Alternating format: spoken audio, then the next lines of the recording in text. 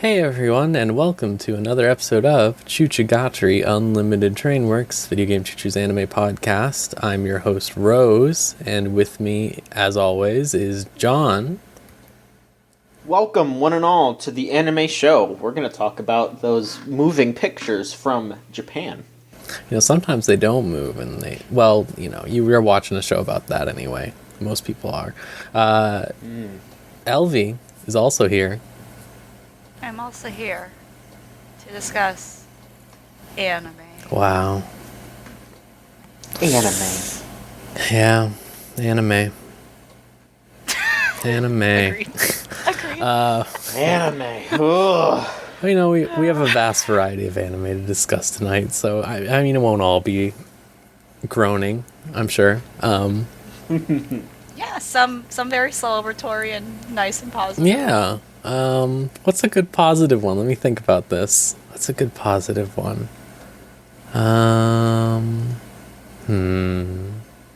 We'll save the bad one for later. Let's talk about that forever. You know what? Now that John's finally almost caught up on it, we could just start by talking about Iruma, since most of us are aware of everything now, right? Yeah, sure. I mean, I am not fully caught up. I still have like a couple of episodes, but you know what? You get the gist. Yeah, y'all spoil whatever the hell you want. It's fine. I will live. It's okay. Okay. Elvie, what do you think about the payoff episode and how it took way too long to get here? Yeah, no, that's really the gist of it. I enjoyed the payoff. I really like how we finally get to see Iruma-kun. I guess, and he has demonstrated that, up to this point many times about being able to stand up for himself. And he pretty much did that. It's like, oh, okay, great. And, but it took way too long just specifically for this arc. Not way too long to get there for him to do that. But it took way too long on this particular series of events just to get there. You know, and just to reiterate, basically they meet this character named Kiryu, which the subtitles don't, I think they're a little confused as to whether or not that word, his name, has the W in it, or it's just Kiryu, as in Cheerio. Yeah, I can't tell. They don't know what they're doing. They can't tell. I'm not sure. Maybe it might be a W Kirito. Because everyone has Oh, okay. Well, that's not the real twist. The twist is that he is a twisted boy. He's really twisted, too. He's a very twisted boy.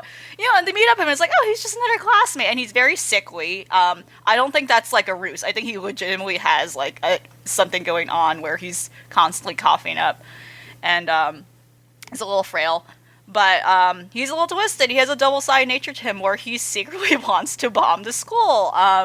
Influenced by this other demon that he's kind of made a pact with as a kid. And it took really the most recent episode to reveal that whole flashback, explaining the whole thing about that, the whole motivation of his childhood growing up, and it took way too long to get there. I feel like that could have been brought up much earlier, and then we could have gone to this point where it concludes, right?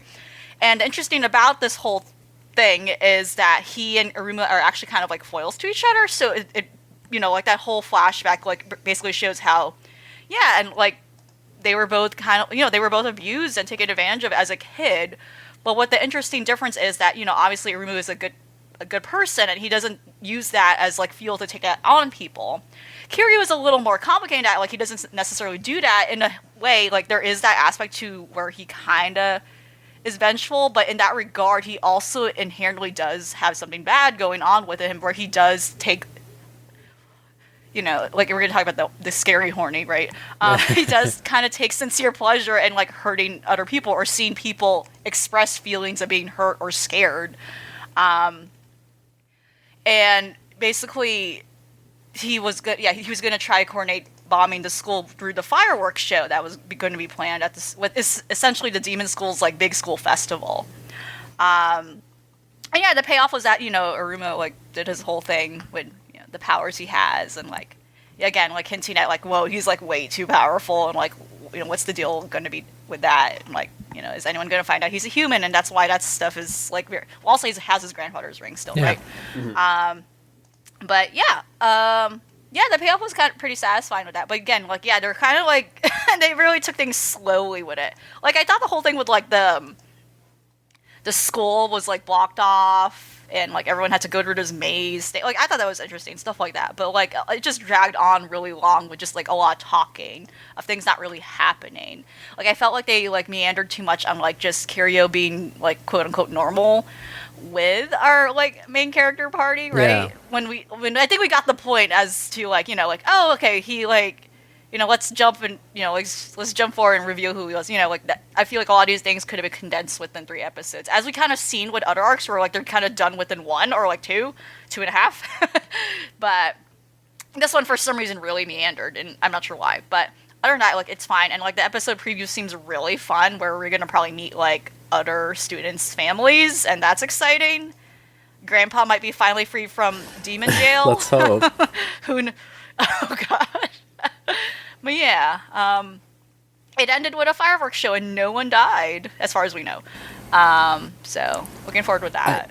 I think the good thing about it is that the way that they seem to be structuring it originally was the very classic, like, oh, he's just being bullied into doing X thing or whatever, right? Like that's the way it seemed for the long time, that it was just. But no, he's just a twisted fucker, I guess. Like he's just, A really good line Iruma said was thinking, he didn't say, but like when he finally goes into that room where he was working on the stuff and like kind of coordinating this behind the walls, was like, you know, it was like in that moment Iruma knew he's actually confronting a real demon. And I think that brings up the point we were talking about, like how it's just funny how no one in the school, or mostly everyone important or significant we've seen someone really acts quote unquote actually evil, like how you would define a demon, besides the teacher. But even then he doesn't. He's not. He's like a nerd. Mean.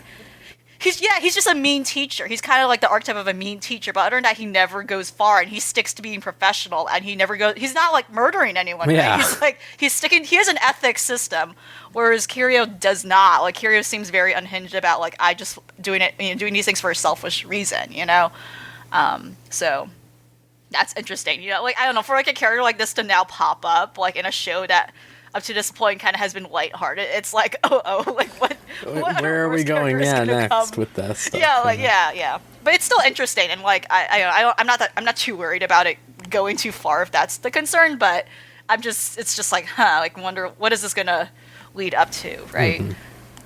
Mm-hmm. In my opinion, the best scene that has happened so far in this whole arc is the scene where Amari rescues the girl who has a crush on Iruma, and then she loses her fucking mind and can't comprehend what to do anymore.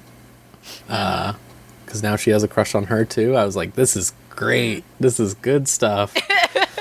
I do hope with the parent stuff we actually get to see Amari's dad do something. Right. Because he showed up in the beginning of this arc and he just disappeared. Like, I'm not sure what was going on with that. Like, I think it had a lot to do with Grandpa being in jail, and they didn't show what necessarily happened as that was going on in the background. Maybe that's what it has to do with, but I don't know. He just showed up like in the beginning, was not important at all for the rest of it. I feel like the amount of time they wasted in this episode showing like the festival stuff and stuff like that could have been used like actually having something interesting happen with the grandpa or Amari's dad or something like that. Or actually showing the stuff going on in the festival, like when those the actual festival. Classmates were, when those classmates came to them and was like, "Oh yeah, here's all the fun shit we did. Why did we see that?" Like the whole thing with the VR sorcerer's hat was fucked up. They were like, "Oh yeah," you know, the joke about like, "Oh yeah, if you wear that hat too long, you might not come out." Yeah, like something like that. It's like, what the fuck?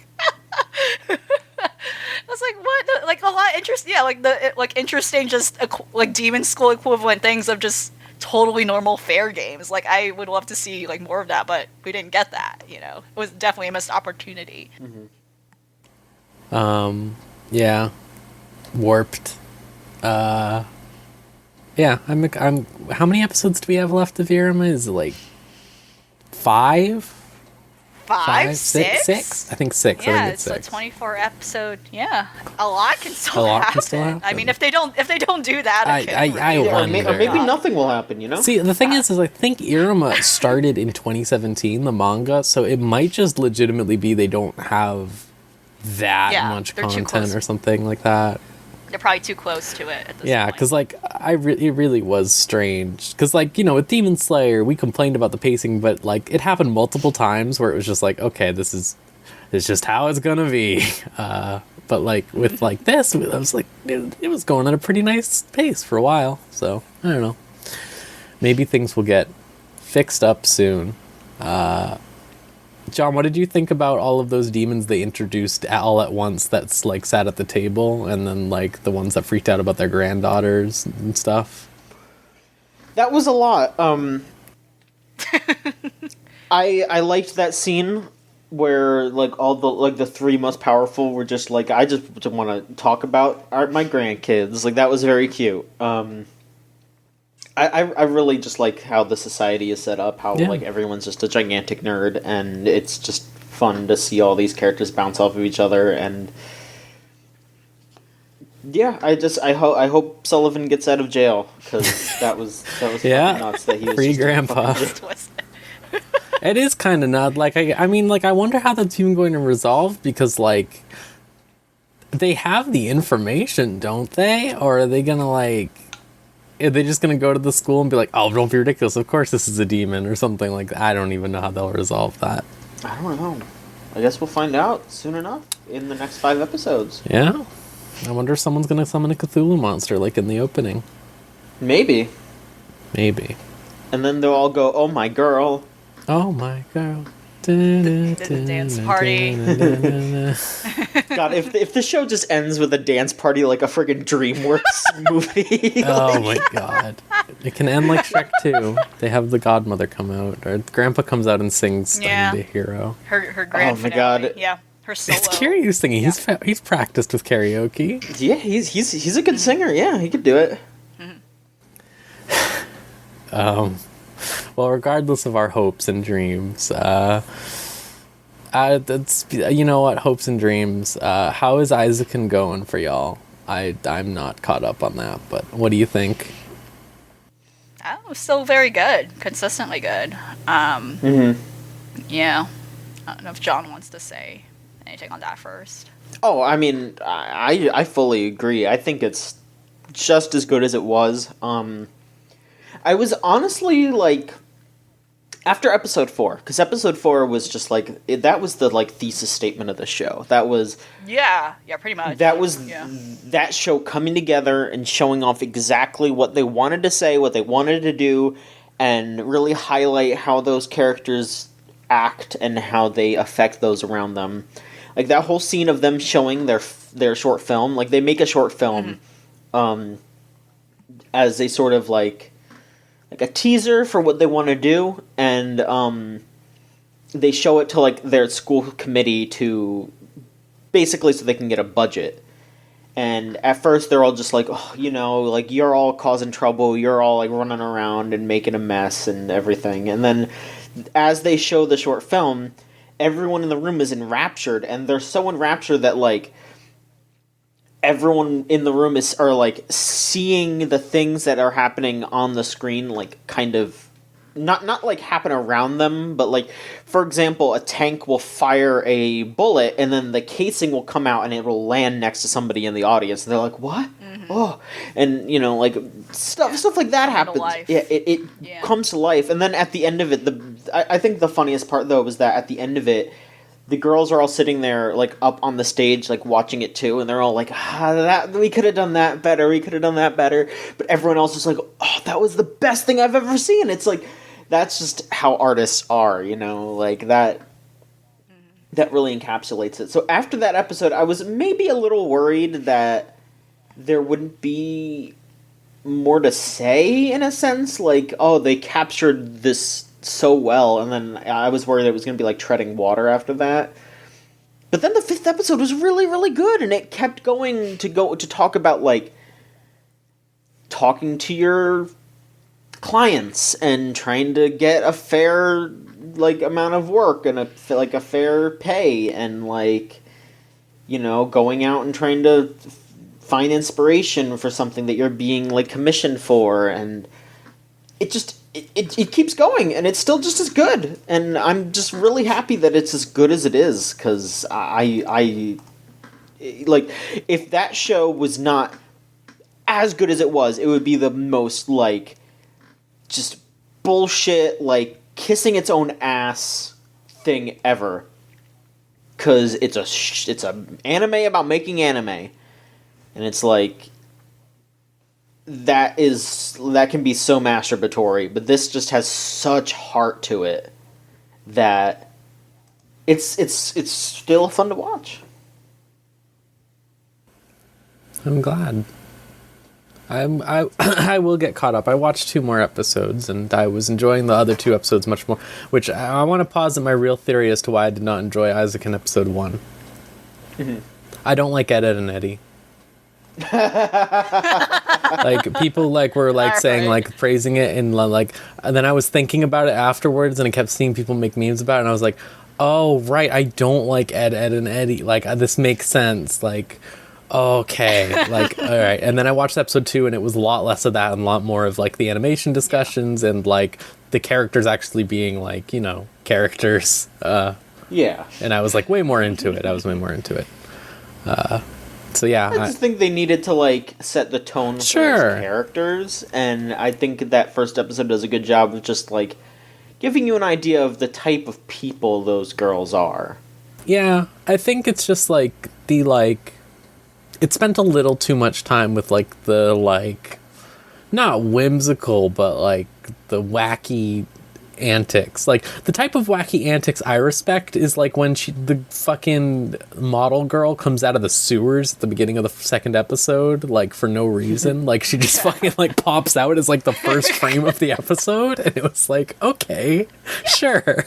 Like, that's funny. Like, but it was just, like, the stuff with, like, the slide and everything, I was just like, Yeah, the chase sequence was, like, very, like, it was honestly, like, oh, okay, is this gonna happen a lot? Yeah, and that was my worry. But, like, yeah, I definitely came more onto it. I think it being a one-time thing was fun, but then after that, like, I hope it doesn't really come up that much after. Yeah. I hope she keeps coming out of the sewer. I think it's funny. Yeah. Yeah.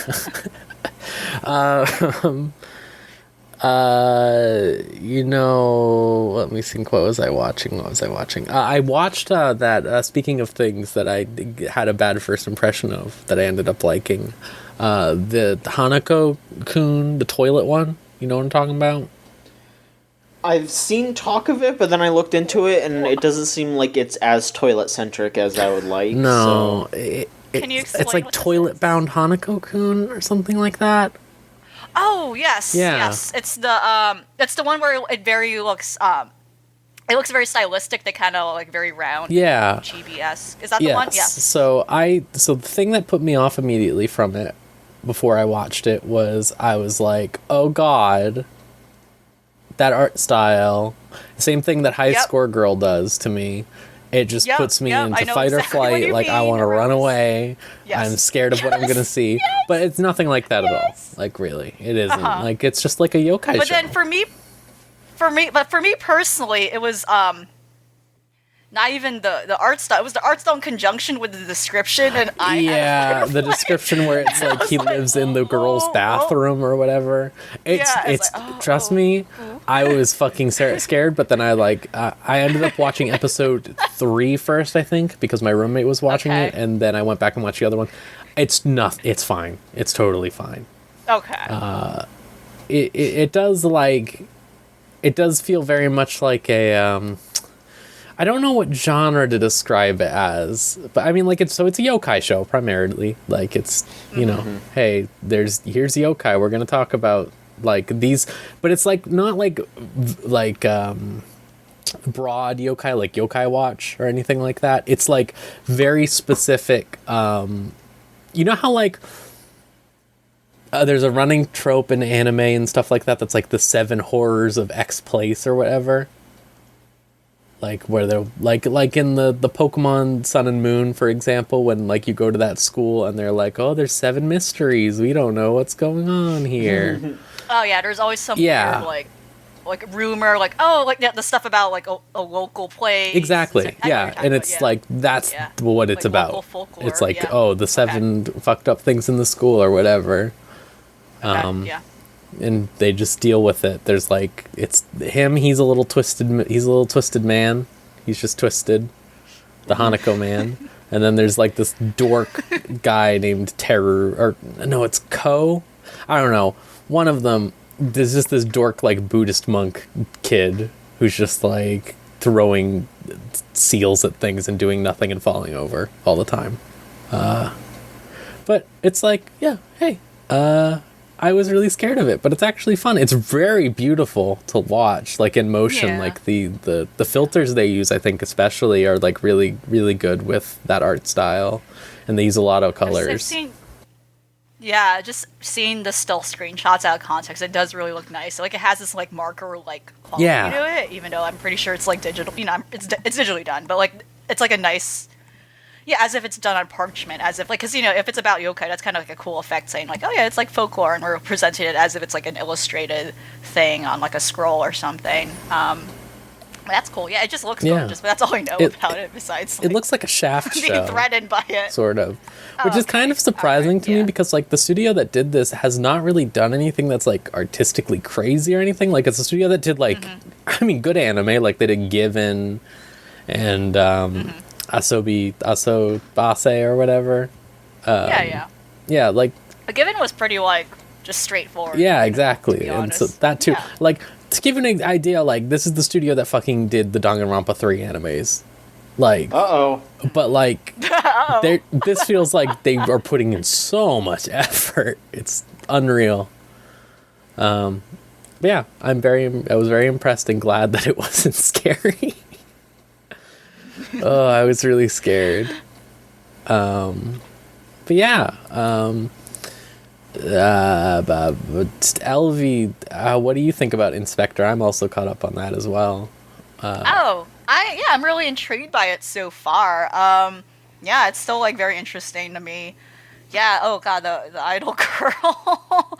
It's very distracting. So, like, the whole thing about the for anyone who doesn't know, there's like I think this is going to be a recurring thing throughout the series, where this idol girl who they believe her ghost is, like, haunting around amok, you know, the town. She's now known as the Steel Lady, who carries, like, the steel beam. You know, when she died, like, that's supposedly, I don't know, go ahead and spoil it, but, like, that's the thing that supposedly killed her or something. She, like, basically died during a time period where she went into hiding when some big scandal happened involving her father dying, etc. But anyway, she has, like, huge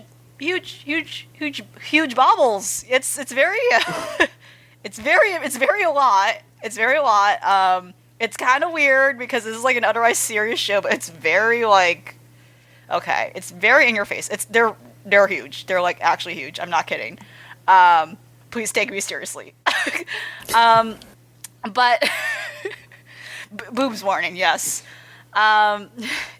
But it's funny because at some point they're talking about her career, etc. And, like, at some point, like, her big debut that really landed her success was, like, she played a magical girl, and this magical girl is, like, a flamethrower wielding magical girl. Yeah, they did a whole fake opening for her and everything.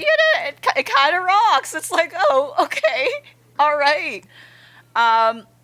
But yeah, it's interesting so far. I'm like, okay, where's this going? So the main guy kind of has been useless so far. At least beyond the first episode where he was useful. Up until now, he kind of just was not doing anything, and I don't know where he was this whole time. But yeah, like, it's been good. Like, I like the interaction between I forgot their names are not registering in my, like, between the two women, and I liked how it didn't reach a weird catty point about, like, oh yeah, I like this guy, and, like, oh yeah, like, I'm his ex. I mean, they kind of had that briefly, but they didn't linger on that too long, and it was just kind of dealt with, like, okay, you know. But I like how they're, like, you know, I like how their personalities are, like, matching up each other. It is kind of like a chemistry there where, you know, people feel normal, you know, and that's, like, nice. There's no one feels like a weird, like, tropey, like archetype. I mean, in a sense of, like, what you would typically see in anime. You know, like, the main girl who's twisted. Like, much younger than everyone else. She's just, like, she's out of her mind, which is, like, a really good way, because, like, they aren't in, like, it's not like she's, like, I mean, we say she's a good example, so don't get me wrong, but it's not like she's, like, Clara twisted, you know, like, she's just, like, bizarre. I don't know what's going Right. on with her at all. Like, she has I think the scene that I really liked that like made me like finally be like, okay, she's pretty good, was like when she's showing all the pictures of her boyfriend to the ex-girlfriend or whatever, Yes. and there's just like all Yes. these pictures of him looking like absolutely He's like clearly- upset and just like depressed, and she's like all Just- like yeah. happy and like doing a peace sign and stuff in all of these various Right. settings. Like, it was Yeah. good. Yeah, she's not like she's not like, she doesn't reach the kind of aggravatingness of like a potential yandere Yeah. stereotype. And she's not even that at all. But like, I feel like her weird obsession and clinginess to this guy who doesn't want her, like, is at least I think realistic in a sense of like kind of like her being a teenager, Yeah. and like also her whole backstory of like, feeling like they do have a genuine connection to each other. Also, like, given the obvious circumstances, she unfortunately has this like really effed up like background, like her whole place in this about being like quote unquote like a god now and having to deal with this, and especially now finding out he has some importance to her because he is kind of immortal, and that's pretty useful, and she needs another person who is aware of like all this secret yokai world stuff going on. It's like there's like accountability in that, and we do see him like in the most recent episode we do see him fighting like the Steel Lady, etc. But again, he just hasn't been that proactive, so maybe that finally will come into play, but we've been focusing a lot on her perspective, and I guess that's why. The last mystery before that, though, was pretty, like, whoa, okay. It kind of dragged a little bit, because it did encompass the whole episode, but it didn't resolve it until the next episode. I think the series does have a little issue with pacing, because I noticed this, like, across the few episodes so far, where, like, they have this bigger issue, but they don't resolve it, or at least there's no conclusive final words on it until the beginning of the next episode. But then in that first quarter of the next episode, they move on to the next thing. It's a little weird, but otherwise it's fine. Like, I like the world they're setting up. It's like, oh yeah, here, like, more yokai stuff. It's welcome. If it's done well, it's done well, right?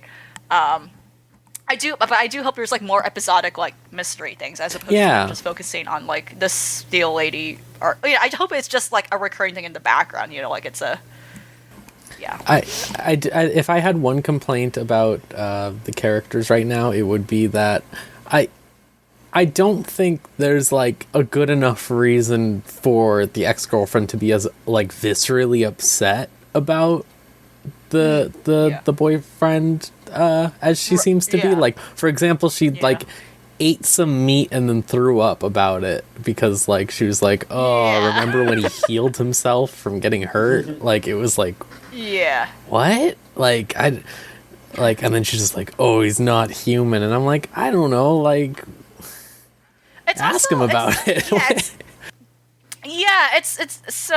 Their whole thing was they broke up because she started becoming afraid of him, right, essentially, and that like makes sense. Like, I it's like, oh gosh, this person's going to endanger me, like, what is this going to mean, like, if we have kids, etc., etc. She's probably thinking all those things in the long term, and that makes sense. But I also like, it's been a while, I think, since they broke up, and then there's this whole other thing too where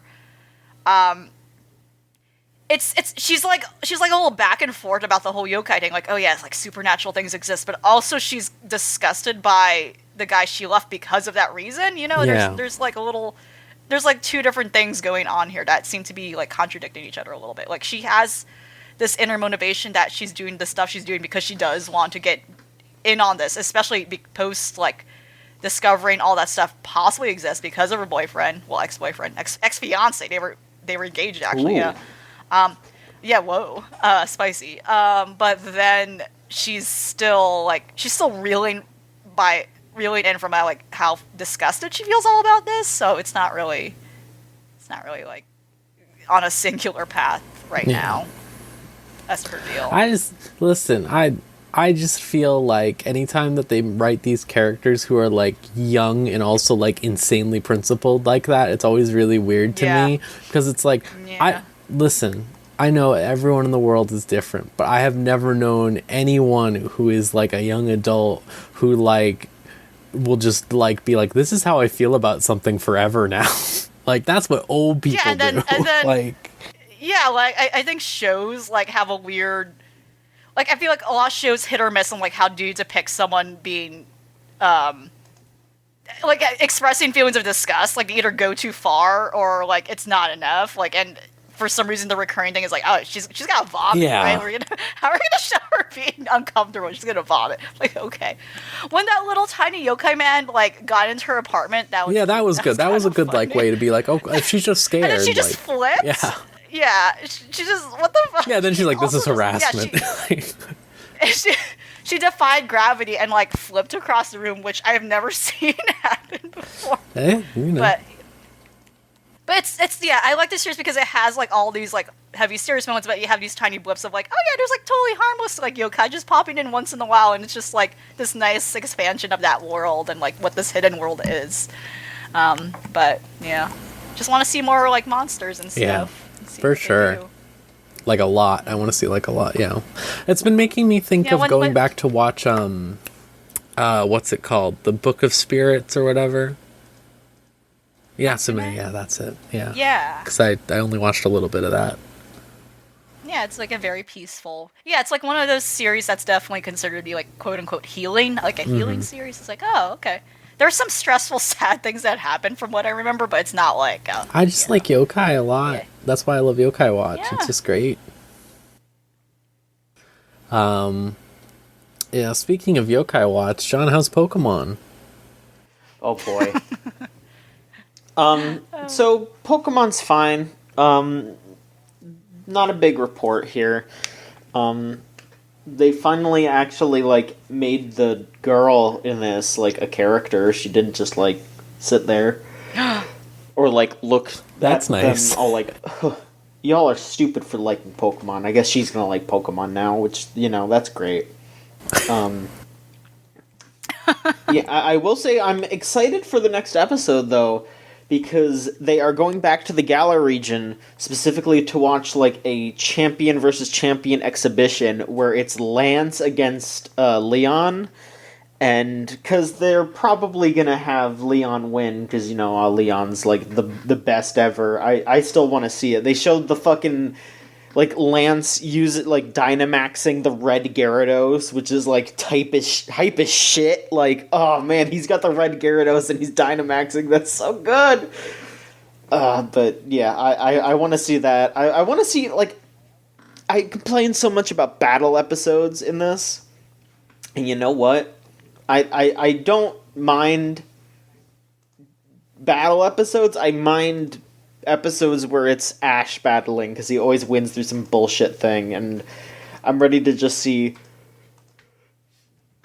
a legit battle. I want to see a real fight between two good ass trainers instead of just like, alright, Pikachu, use Thunder Shock on the water and then have it ricochet off, and that'll make it do twice the damage, and it can knock out this Rhyhorn. Like, no. But yeah, that's how I feel about Pokemon currently. Is that I don't have too much to say. I'm just ready for more. I like Dragonite being what's the word I want to use? Yeah. Redeemed? So, I don't know if that's correct. I've never felt anything for Dragonite. It's nice to see them shed some light on Dragonite and make it endearing. There you go.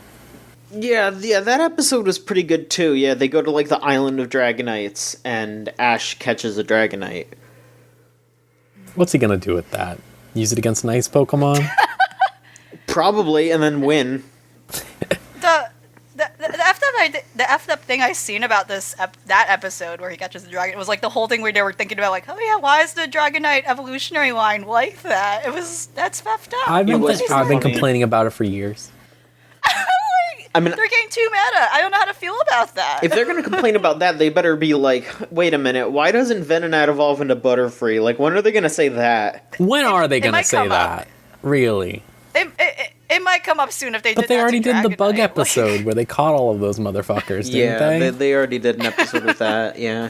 Like, When are they gonna need have to. an episode where they're like, where does Cubone come from? What happens to the... Oh great! Yeah, when are they gonna do that?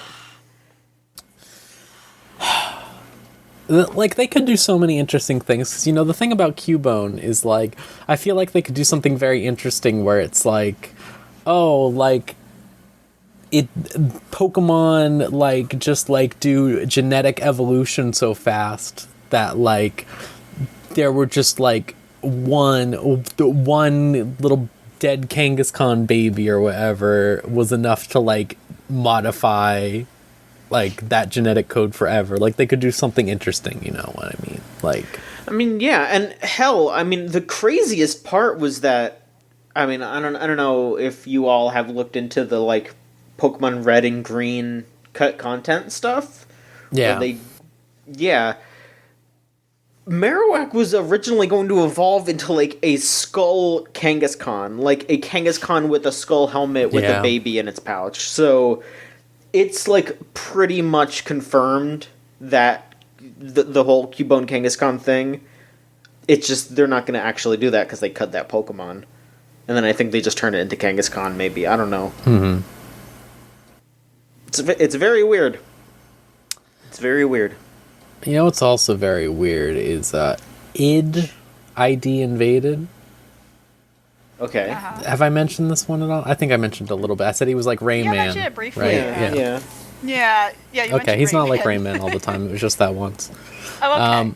But so this is an original anime. I didn't know this. It's an original, like no source material or anything, and it makes a lot of sense when I know that now, because like the same reason when I was complaining about Fairy Gone a couple seasons ago, like how it just sort of like has issues like figuring out what it's trying to say and stuff like that, because it's probably being done in real time or something like that.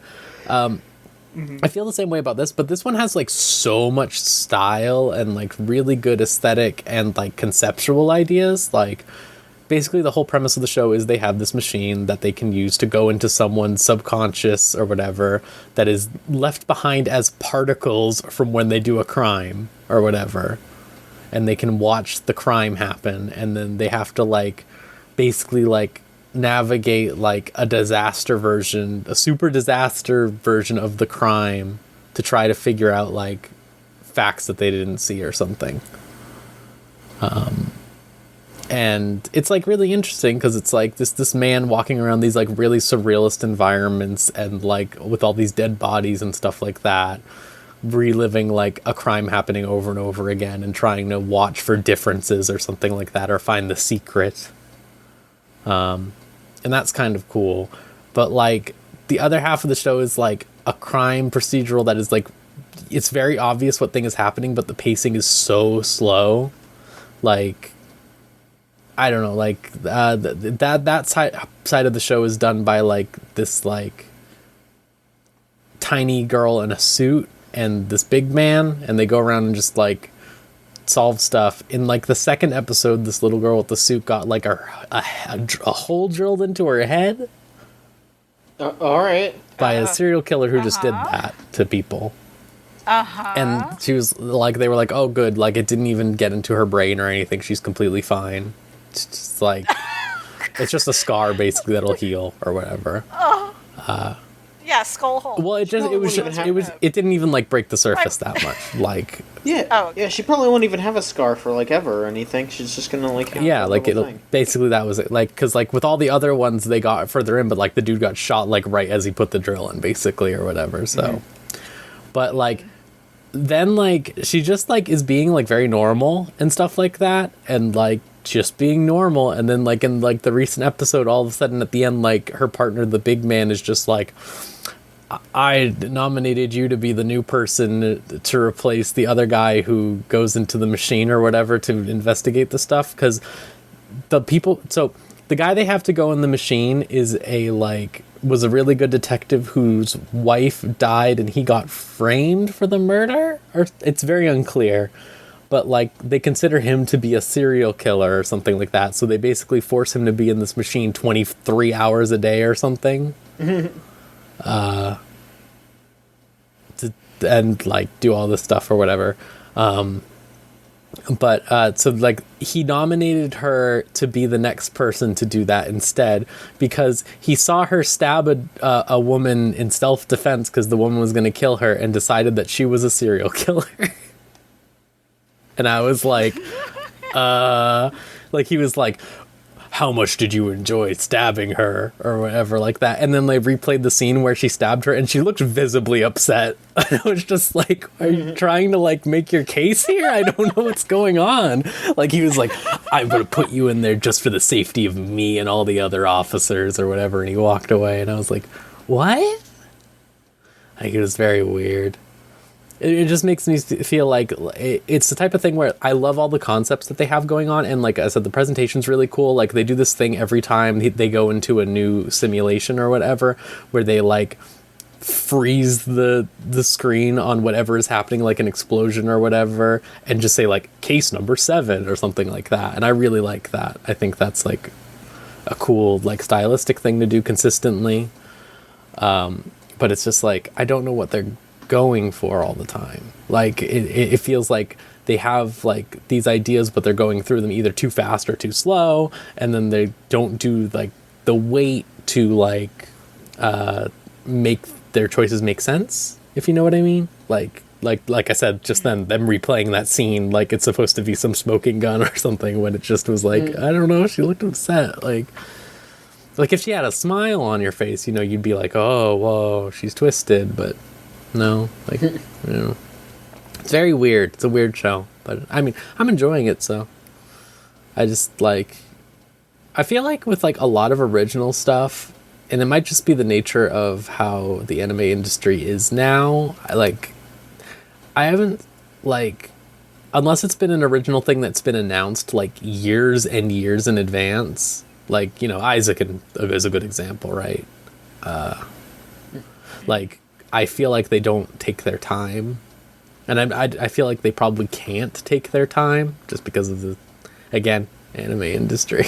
But like a good example, like Promare's really good, right? And Promare was announced like 3 years in advance or something. Like, I feel like Promare's probably would not be as good if they announced it and it came out like 3 months later or something like that. Mm-hmm.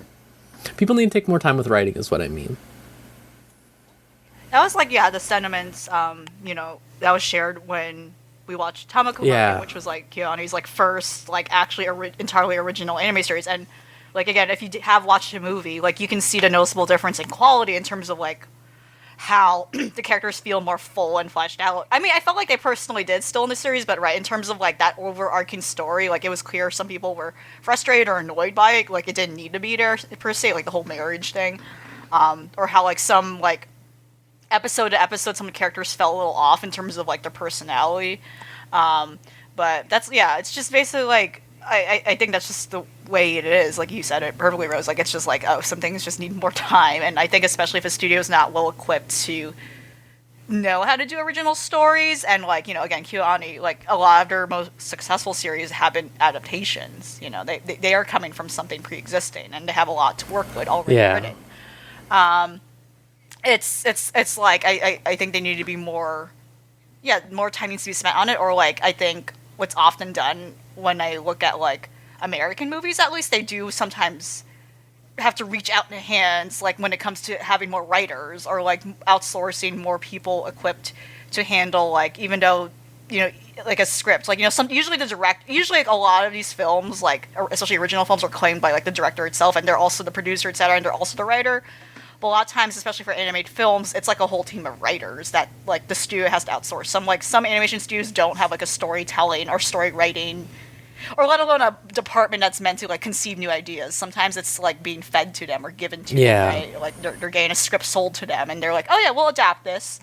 And that's usually how it works. Like I'm curious as to like if that's not the process sometimes when it comes to anime studios. But again, like Premiere, that's a movie, so I guess there's also like that difference, and maybe that's what they do too, you know, like it's more contained. A series is like harder. But even then, like I'd say, like with all of the problems, like I think, you know what, I think it's just a combination of inexperience and I feel like more people just need editors. That's how I feel about like anything with writing. It's just more people need like a person like on your staff to look at it again who's not the writers. Like like you need like multiple editors to really take a look at it, because like a different perspectives in general are really important for making something a lot better, I think. But yeah, I just looked at what the studio has made before, and it explains a lot, because they've made is like Dramatical Murder, Hajimete no Gal, Oh god. and I don't know what Hamatora is. I don't know what's that. Hamtaro? No, Hamatora? Oh, No, sorry. it's okay. It's like I don't know, that Hamtaro. seems alright. Hamtaro, just like, what am I Whatever. But yeah, they don't seem to be a very established studio. They're also doing Infinite Dendogram this season, which is very mediocre. So maybe their work is just split. I mean, like, it doesn't seem like a studio that would probably has to have the means, really. Like, they do like one show every 2 seasons or something like that. And they chose to do their original anime at the same time that they are doing another anime. Oh. I don't know. Who knows? Maybe they have both of them done or something, or one of them done or something like that already. And either way, yeah, I'm glad at least people are still making aesthetically interesting original anime. It's not just all like, cause like, you know, I said the Hanako thing is cool, but they're very much adapting the manga style. So it's cool to see people come up with new stuff specifically, like in this specifically, where you can tell it's like, oh yeah, they visualize this as a motion medium first instead of like manga. It's cool. Yeah, it's something I was interested in seeing, but there's just too much to. Yeah. There's too much to watch. Too much anime. There is too much anime, too much anime. Which makes our choices to watch something like Island of Giant Insects questionable at best. So, Elvie, do you want to start talking about that? A whole near hour. Oh my goodness. Island of Giant Insects. Wait, give me a moment. It's a lot. I had to take like a mental breath. Yeah, Island of Giant Insects. It's basically, as the title says, it is well, it's actually adapted from a manga. I don't know if the manga is still ongoing, but it is actually coming from manga. Oh god. Yeah, these high school students are going on a trip somewhere, so they're catching a flight, and the plane just crashes on this island of giant insects. And that's where it skyrockets, and it goes, all hell breaks loose. The insects are man-eating, crazy, like, scary monsters, and yeah, like, immediately off the bat, like, two students get fucking murdered, and it's gross. Like, so up front, this is, like, basically an anime film trying to be, like, an exploitive B-movie, and I don't know if this really works. Like, in moments, it's like, oh, okay. In other moments, it's just like, oh, that's just bad. That's just bad, right? So the whole movie really is just them trying to survive and trying to make their way out of it. In the end, they don't. Like, I don't know if the intention of this movie is to make it a whole series, because, again, it's coming from, like, a manga that I'm not sure is ongoing, but there's, like, a lot more material that I know they're The gonna manga go is for. done. I looked it up. Oh, okay. Yeah, I read. Yeah, and yeah, the main character, quote unquote. There's multiple characters, but I call her the main character because she's the only one. She's one of the few people that's useful in this whole horrible cast. Everyone's terrible. It's like one of those. It's one of those stories where it's like a lot of the characters are awful, so when they die, it's just like, oh, okay. You know, like, any trashy horror movie where that's the case, it's like, oh, this person's so annoying, or they're just an asshole for no reason. They're like an asshole for no reason, and they die or get hurt, and it's like, oh, okay, it's really only the good people at the end that survive. That's like, oh shoot, that's where the tenseness comes up. But a lot of people are just not good in this movie. But yeah, the main character, again, quote unquote, she's the one with the hat and like the camo jacket, kind of. She loves bugs. She loves bugs so much, and that's why she's useful, because she's just spouting all this random bug knowledge about, like, oh yeah, those things, like, they'll be like startled by this particular noise. We gotta be careful. But then there's like one girl who's just like an asshole to her for no reason. She's just an asshole for no reason, and she kind of like is designed to be like busty, etc. She's kind of like she's like the femme fatale kind of type, so to speak, and she's just she's just horny and just being mean to everyone for no reason. I don't know what's her deal. She has problems. Oh yeah, and she's just really awful at the end for a reason I'll go into later. There's an idol girl who is not useful at all. She's screaming a lot in the background, and then for some reason near the end of the movie, she's really twisted. For no reason, she's just really twisted. Oh, at some point, Actually, let me go in order of events to my best ability from basically what I remember. There's like these giant fly things that like they pinch you. When they pinch you, they like it paralyzes you, and they find out that they're kidnapping people to lay their eggs in them or something or like to have their babies feed on them. It's really gross. And the whole like gross thing about this movie is that like there are times where the gruesomeness is like really kind of sexualized, and that one especially was insane. Like that one was so they find this like they're trying to find shelter, etc., and they find that one of their classmates gets kidnapped. The class president girl. Like, oh, okay. Yeah, she's like nice. She's nice, but she's just a damsel in distress this whole movie. But she gets kidnapped, and they're like, no, we gotta find her. Their priorities are like a hot mess. They don't know when to save someone, or like when someone's dying. They just sometimes don't know like if they're. I don't know, it's weird. But anyway, they go off to try to find that person, and they find this whole like house that is probably where their other classmates and like teachers were going to hiding, but unfortunately got invaded by these bugs, and like it's gross. It's like a weird larva orgy thing going on here. It's fucked up. It's gross. It's like it's really nasty because the implication is that maybe they're dead. Well, no, I don't think so. I think the bug girl explains that like, oh yeah, they're like excreting like these fluids. So that they stay alive, but also they get pleasure as the larva eats them, so they're not feeling pain. It's fucked up. John, they're saying it's like they're nutting while they die or whatever because of the bugs. And then the delinquent guy. Oh, he's terrible. The delinquent guy. He stomps someone. I mean, they're trying to like stomp them all in the room, which is of course futile. Like, why are they bothering to do that? They just get out at some point. The girl's like, no. Now that they're dead, now they're feeling pain, but it's still it's gross. It was like one of the grosser parts. Well, one of the first deaths was like, can I? Yeah, I guess I'm ready to describe gross things here. I'm sorry. We should put a content warning on this episode, maybe. One of the first girls, she like gets stabbed, by the giant. Again, I don't know her name. Two of the classmates just die up front at the beginning of this movie. And then one of them, she just outright gets stabbed, but again, it's like in a sexual manner. Like, oh, you see like her panties and stuff, and like she pees herself. Like, it's just no. It's like sexualized. It's like there's like a lot of weird sexualized things going on during gruesome moments.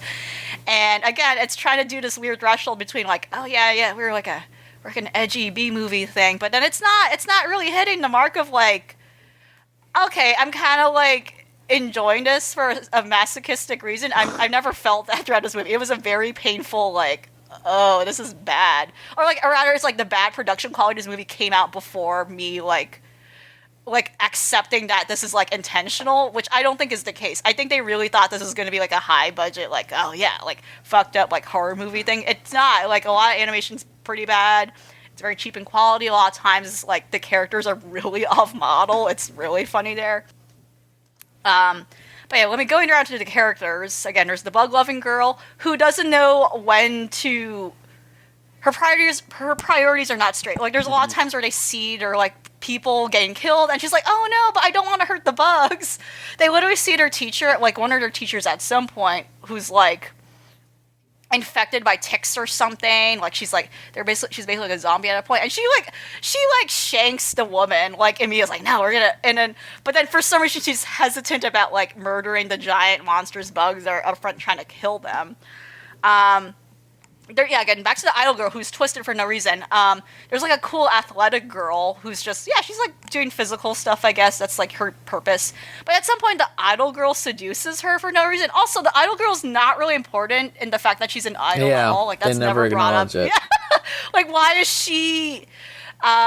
But at some point, they're like, the bug girl's like, oh yeah, so another salacious scene. The bug girl's like, we gotta wash off, like, strip our clothes after the ticks and stuff. And then the idol girl seduces, like, the athletic girl for no reason. Maybe she just likes her, you don't know.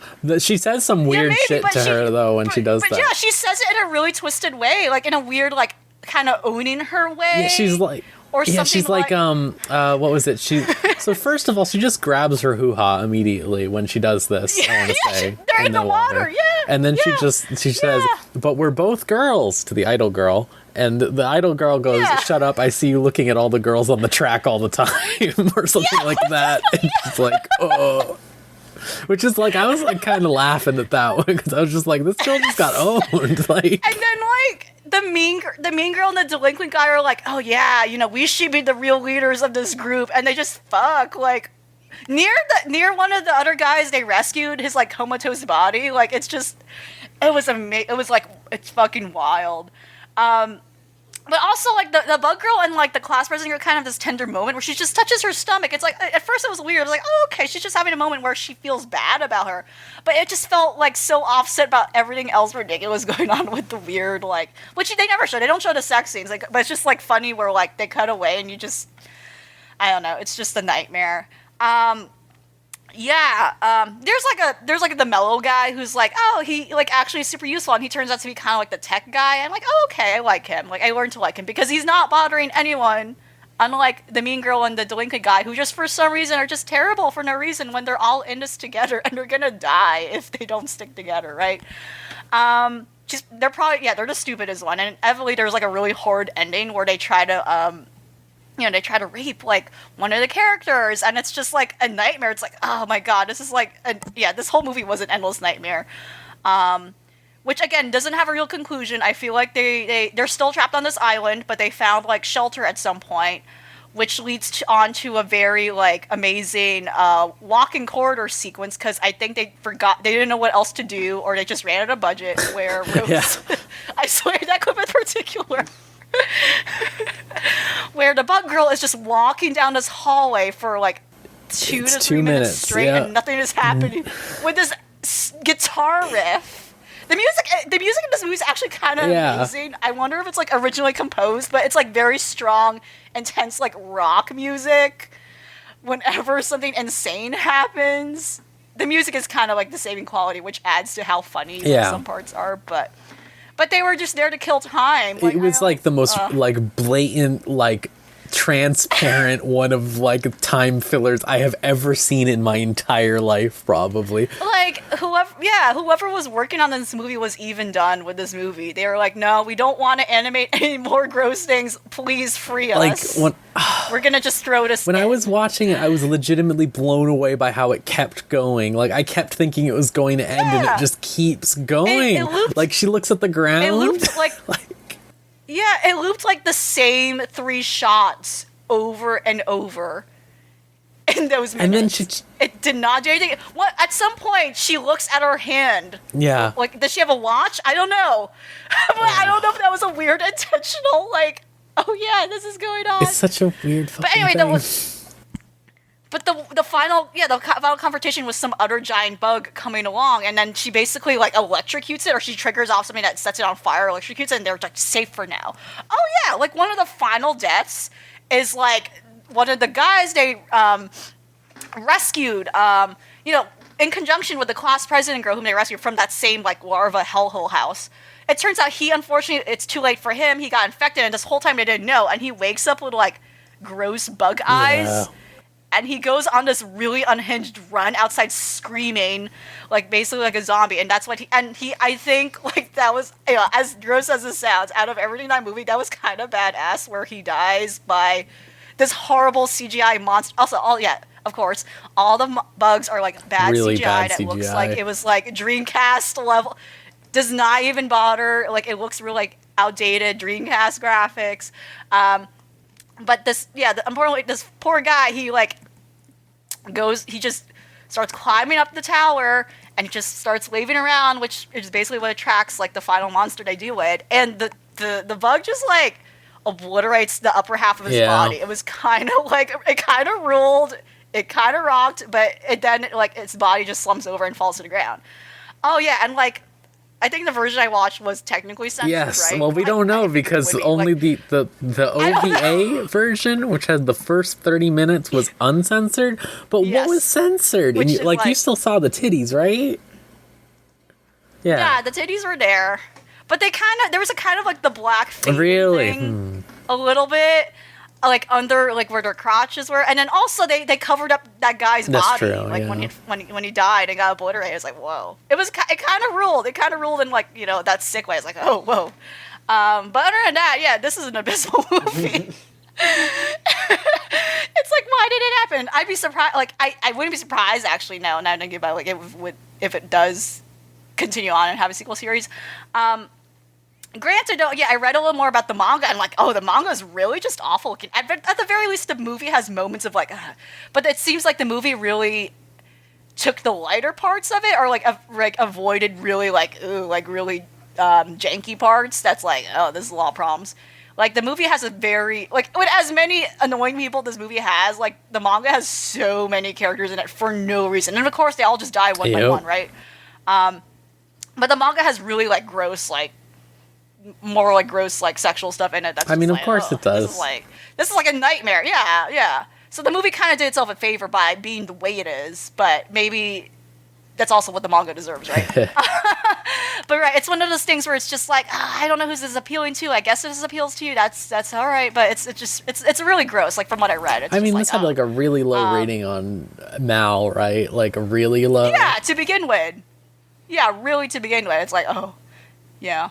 It's definitely like, yeah, this is trash, and like, I don't think it wants to hide the fact that it is. Like, I think it knows it's that, but the movie, I would say at least, wasn't sure if it. I don't know if it. I think it aimed to be better than what it ended up being. So, but yeah, Island of Giant Bugs, giant insects. Yes. Well, I went to go look up, so I was just looking some information for it on my anime list, and I just wanted to read the description for the track girl, the sports girl from the baseball club or whatever. Right. Okay, yeah, she's called Captain. Yeah. She has physical strength, but little weak mental side. Homosexual. Mm-hmm. That's her bio. So. All right. I really like anytime, because this happens in all like anime or whatever. If there's ever a gay one, they just put homosexual on my anime list. It's really funny to me. This is the gay one, everybody. I want them to start doing the opposite, where they put heterosexual on like all of them or whatever. Like, yeah, I think that'd be funny. All right. Enough of the bugs. I do say the ending is so bizarre to that. I was just thinking about that. The ending. I mean, like, what ending? Like, because they have that fight, and then there's no resolution. It has no ending. Like, there is no ending. They're still on that island. they teased that the fortune teller who was in the beginning opening shot, who didn't talk at all and was just there in the background, is like some big player or something. It's really weird. So when I described the set to, like, oh, high school kids going on, they never actually say that up front in the beginning too. So when the movie opens up, I had to make a lot of assumptions about what was going on. They don't say what's going on. It just shows these group of kids like fighting, and then I realized, oh, they're in an airport, I guess, because it looks like an airport floor. It's also like framed weird. Like they looked like they were the only five people in the airport. There were no planes in the background. There was nothing implying it was an airport. I had to like just infer based on like context was there an airport. And then it cuts to black. Then it cuts to like the rubble of a plane crashed at the island. They did not show a plane taking flight at all. They did not show a plane taking like crashing on the island, which they don't have to show that latter part. But they did not show a plane going anywhere to anything. They don't even talk about where the trip is going. There was no like background as to why they end up on this island. They just ended up here randomly. Adds into giant insects. I wonder if they'll ever make a sequel. Probably not. Oh my god. Hope not, because then I would probably have to watch it. That's true, we would be trapped. I would have to watch it just to see if they do the hallway scene again. Oh, I hope so.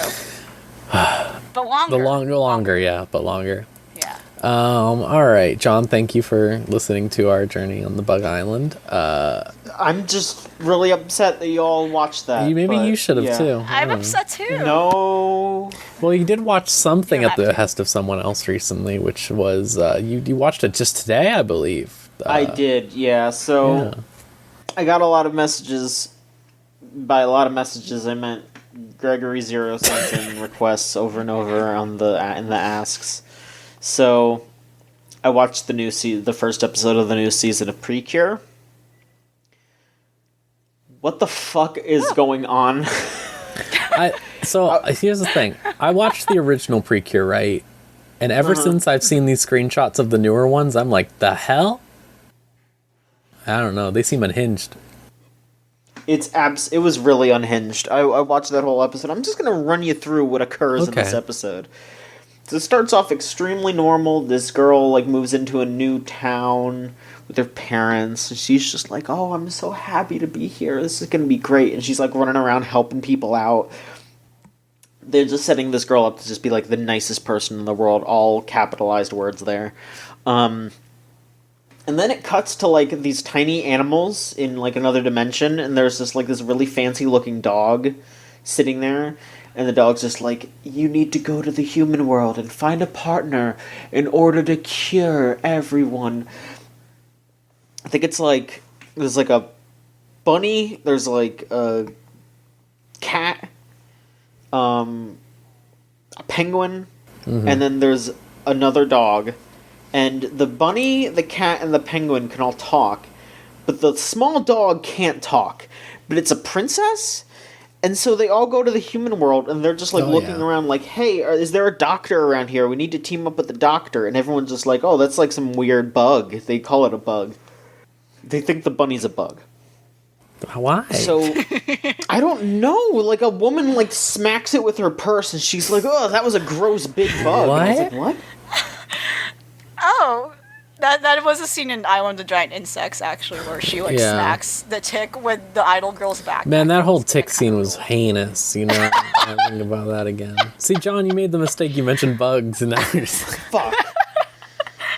Alright, so then it turns out that what they're trying to protect, the small animals are trying to protect humans from are, like, I think they're called, like, pathogerms.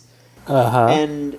yeah, this demon lady shows up and she's just like, oh, these humans, I'm gonna wipe them out. And she like gets a hold of like the essence of flowers, like this little creature that's supposed to be the essence of flowers, and then puts it in this giant monster that starts destroying everything. And once the monster shows up, the small dog, which again does not talk, it's just a normal dog, it gets sick. And then they're like, oh no, that means that there's a pathogerm. So this, like, small dog is just gonna get sick every time there's an enemy. Like, That's upsetting. Yeah. Oh my god! It like, lays down and it's like, like, it's Oh, like all no. sick and shit. Like, yeah, it's like, what the fuck? Like, couldn't they just make it sneeze? No, it's full-on suffering. It's really ill.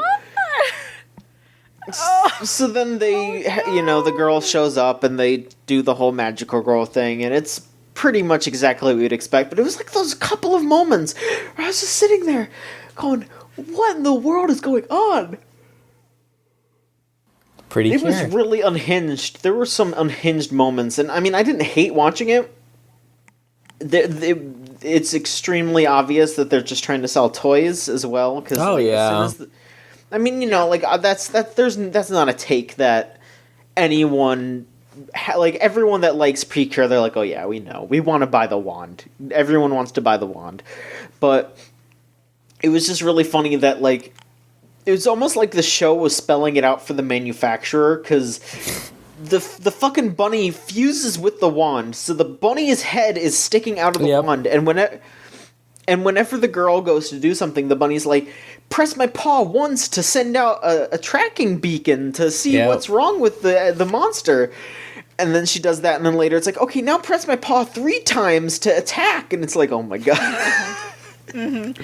I as someone who's only seen the much older, like the first 1 to 3, series, like I think it's definitely more apparent in the most recent ones where the animal companions are more apparent in what their specific roles are. Like I'm especially thinking about like the ones where I forgot the name, like Huguto, the most recent one where like people got a little weirded out by, because it's like encouraging like baby making, or basically, and like raising them as like pets, etc. I mean, raising them like babies, and the idea of like having a child, etc. And where like I think Johnny said perfectly, it's like spelling out to manufacturers like what the purpose of these animals are. Like here's what the toy does, and this one seems to be about like healing or medicine, right? Is that the theme for this one? Yeah, they're about like being a doctor. Yeah, like all the little animals have like stethoscopes and shit. And they're trained. I mean, they're fighting germs. That's what they're doing. And again, the dog is dying of illness. So that's upsetting.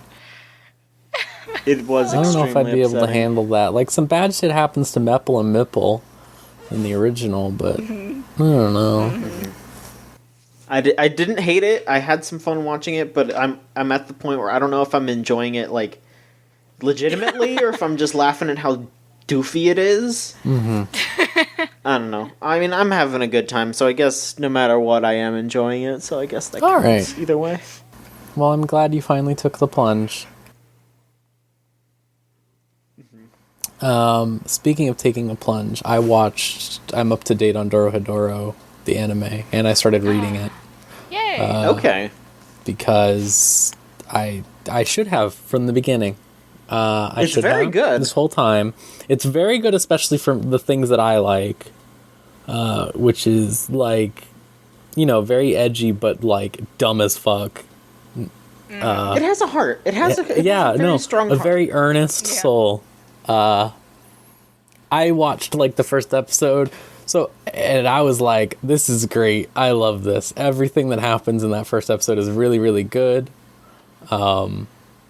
Everything that happens in the second episode is really, really good. Everything that happens in the third episode is really, really good." Like, I was just like, "This is good." I think the adaptation That's is really good because I was worried when I saw that it was CGI, but I think it works. Yeah, I wouldn't say it's like. It's not perfect. It's Great, no house but- ski or anything, but like, Yeah, it looks fine. It's serviceable, and the story itself is good enough that it's like, you know what? Listen, maybe I've just seen a lot of really fucking bad CGI recently. Like, Yeah. I think that's what it is. So it's like seeing like how good the environments and how like actually normal they look when they're CGI, that I'm just like, oh good, this isn't like the overlord giant horrible monsters that look like complete shit or something like that. Like, it's not like the horses in Sorcerer's Stabber Orphan, which do not move and just slide across the ground. But yeah, I enjoyed it a lot. I really like it. I love the Ebisu girl character a lot. I've read more and I've seen how stupid this series progressively gets, and it's good. I've just seen so much bad stuff, like the horses in Sorcerer's Stabber Orphan that just slide across the ground.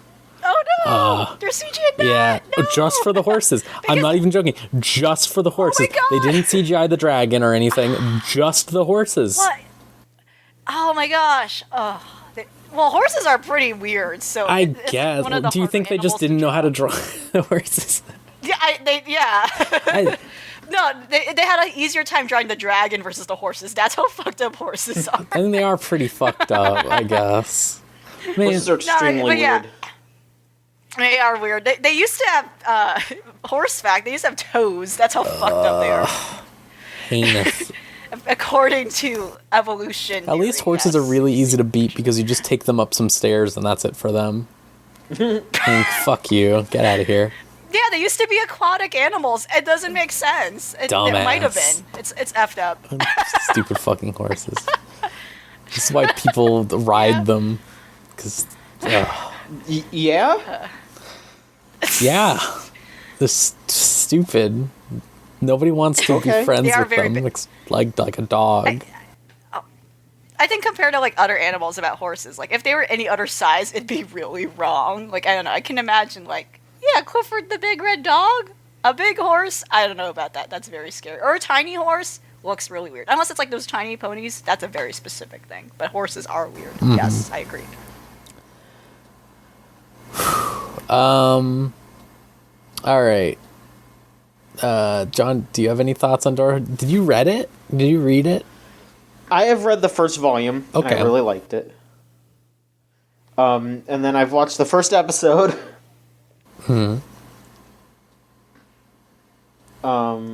I dig it. It's I feel pretty similarly to you, but it's good. I gotta check out more. That's like the thing that I'm the most behind on, which is pretty funny that I have swapped being behind on Aruma-kun with Dorohedoro now, but that's I fine. mean, one's more accessible than the other, to be fair.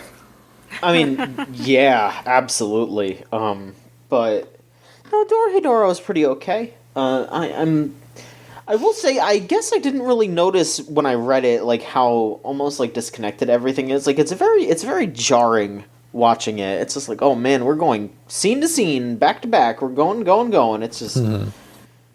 But it's still good. It's still really good, I'd say. It's...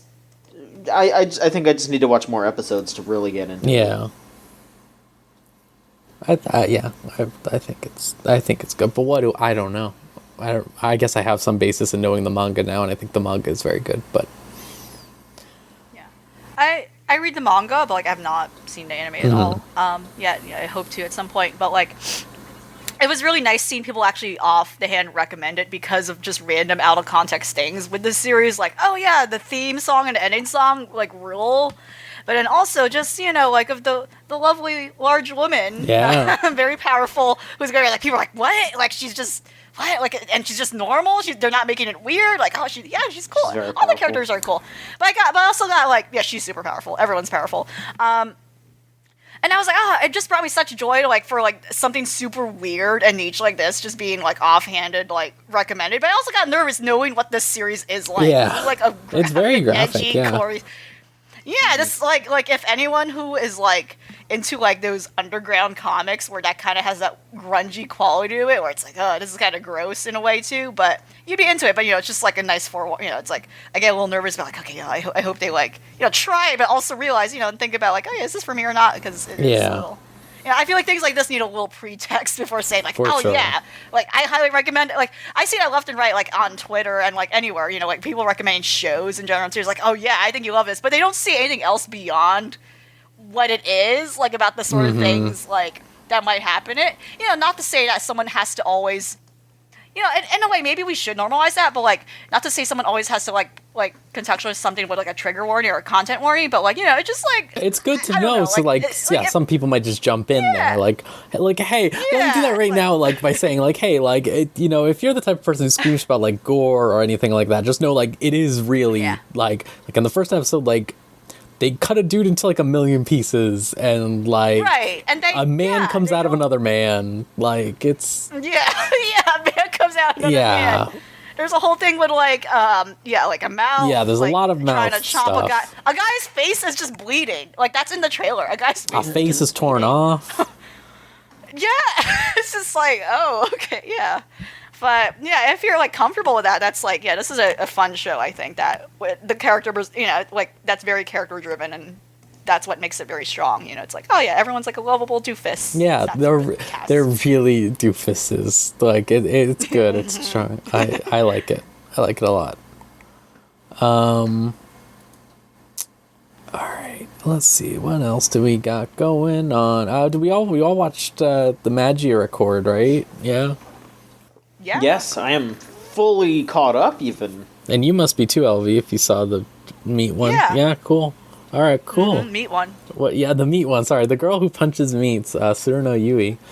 The meat one. A magical girl who just element is just meat. Well, imagine. So there is one magical girl who has a frying pan, and all she does is cook. And she might come in later. Powerful. I don't know. Yeah. She's cute. All right. She gets really mad about Tsuruno is the character that was introduced, and I don't know if you're able to tell, but her gag, quote unquote, is that her restaurant is only able to get 5 out of 10 reviews, like constantly, like no higher, no lower. She can't get anything different than a 5, and it is destroying her internally. But yeah, what did y'all? I have like obviously my like veteran insider information take of knowing the entire story or whatever. So what did y'all think of it as it keeps going? Does it like hold up? Do you like to an outsider? Is it still like conveying the information well? I think it holds up extremely well. I think it's... Yeah, I agree. I think it's just as good as old Madoka. I'm really enjoying watching it. It's just reminding me how much I enjoyed watching the original series. Good.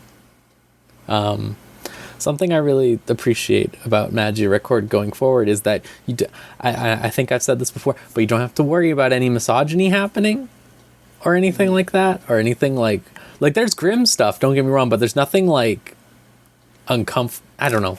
I don't know the right word to use, unfairly grim, if you know what I mean. There's nothing like that coming because Urabochi was not involved in this at all. Yeah, if Gen Urabochi was involved in this, there would be so much more just when bad things happen to these characters, it is a legitimate character arc thing. It is a problem that they can figure out and resolve. It is not just, God, I want to see a girl cry. I want to see a girl suffer because they deserve to suffer. Mm-hmm. Right. Like, even with the last arc in the first few episodes regarding, like, the friendship of those two characters, and, like, I can imagine how worse that could have been depicted just, like, if that man's grubby hands was on this series. Probably, like, stretching it out in a very catty way, in a way that doesn't make sense. Like, like, oh, yeah, this is, like, hell. Like girls act. It's, I don't know, just something bad. I don't know, but yeah, I felt like those things were handled well. Like and this was like a nice episode too. Like moving on from that kind of the resolution of that, where it's like, oh, this is like more in a way a lighthearted episode, like a funny episode. I thought this was like a really funny episode. When Meat Girl and all, she's just punching meat. It's not even like a big slab of meat, like hanging off like a butcher. She's literally punching like a package of meat, which is very that she's making someone hold. Yeah. Yeah, it's like, oh, okay. It was an overall strong episode, and also it was like contained too compared to like the other ones where like they were kind of bleeding into the other ones. Again, I'm just like looking forward to what's gonna happen next. Oh, actually, Elvie, that makes me wonder, you might be an episode behind, maybe? Oh, are you watching it on Crunchyroll? No. Okay. All right, then I wonder, because the last episode had Mommy in it. Did you see that? I did see that one. Oh, okay, you did see that one. Okay, then I'm wrong. Okay, then yes. I'm completely wrong. Which I don't know what's going on with that right now. I don't know if that's... at least I don't remember what... So she, like, came in and then just, like, was, like, trying to shoot her or whatever, right? Yeah. So, here's my little complaint from the game corner, all right? As someone who likes Mommy. The anime really whitewashed Mommy there. They really acted like she was, like, in the right there for just, like, shooting at her or whatever. Right. In the game, they already had her turn back to normal from her, like, crazy witch form, and she was just, like, hanging out and, like, talking to people, and then Mommy just showed up and was like, I'm going to kill her now. And everyone was like, whoa! No. Whereas this is like, she was like knocked out. She was like, she shot her when she was like rampaging or whatever. I'm just saying, I liked it way more when they were like, Mommy's just like uncomfortable. She's not happy about this. I thought it was like a good thing for like that character to be like super cautious or whatever and come in and as opposed to how she's represented in original Madoka. But yeah, cool. I like it. I don't like what Mitama did to that cheesecake in that one episode. It's heinous. It was. People keep talking about the ketchup. I think the real worst part, it just puts a little meatball on the end. Absolutely atrocious. That is a war crime. But yeah. All right, cool. I'm glad. I see. This is the same thing that I was worried about with Fate, which Fate is totally fine or whatever. And this is a whole different animal. But like, I was worried, like, oh, does it like am I just thinking that it's really good because I know the entire story? So it's just like, oh, cool. I get to see a high budget version. It's feeling pretty solid so far. Yeah. Good. I'm glad. Which, speaking of John, how's Fate going? I think I'm one behind right now. Are they releasing episodes? No, they've taken like 3 hiatuses. Yeah, because I just keep being like, wait, it's been like a week or 2 since there's been an episode, and I guess I like that because it helps me keep up with it, but I don't know, this new episode was real fucked up. It was basically just everyone getting killed. Like, it was bad. Oh, yeah, that. The New Humans, or whatever. Oh, yeah. It was messed up. I don't know how things are gonna go. It seems real bad the whole time. It just seems bad, and I guess the big boss is showing up, and now they're gonna get ready to fight it. It's just reminded me how much I don't like doing the grinding in Fate Go. I'm like, I'm just sitting there like, oh boy, he doesn't have all 3 command seals. He's just gonna fucking. Well, you see, like, have trouble. In the game, like, that sequence was really easy because you just fight that same enemy type over and over again, and you get, like, 3 million of the same material every time you beat them. And I mean, yeah, I'm just thinking about the boss. I I don't like thinking about the boss fights in that game because they're hard, and then I'm just thinking, oh, he doesn't have all of his command seals. He's not going to be able to bring his stuff back, is he? Yeah, no. Oh, boy. I don't like that he uses the command spells to give Mash clothes. I really don't like that. I want to say that. He used it to give her an NP, like... And that gives her clothes? I guess so. Like, she should just have clothes all the time. I like her little butt cape. Her butt cape is cute. She's got cute outfits sometimes. Could be better. Yeah. I want to say, I don't know. I'm actually a couple behind, I think. I just finished the Ereshkigal fight, and I think that they blew their whole budget on the Ushiwakamaru fight. Yeah, it wasn't I was that watching impressive. that, and I was just like, they're just doing like frames, man. Like, yeah, it was not that impressive. This part has some pretty good animation, like when Anna's fighting Gorgon. Like, there's some pretty okay animation there, but it's nowhere near as good as Ushiwakamaru. Like, Ushiwakamaru is just like, oh yeah, no, they're trying. So the animation director must really like Ushiwakamaru, because that was just the shit, and now it's just okay. It's fine.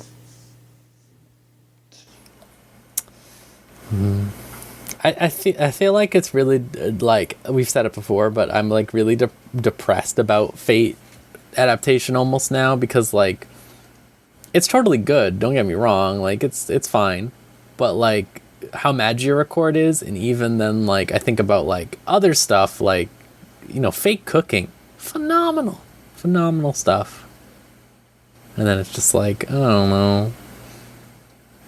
Fate has so much money. They have so much money. Oh well, whatever. It could be worse. It could be Studio Dean, Fate Stay Night, I guess.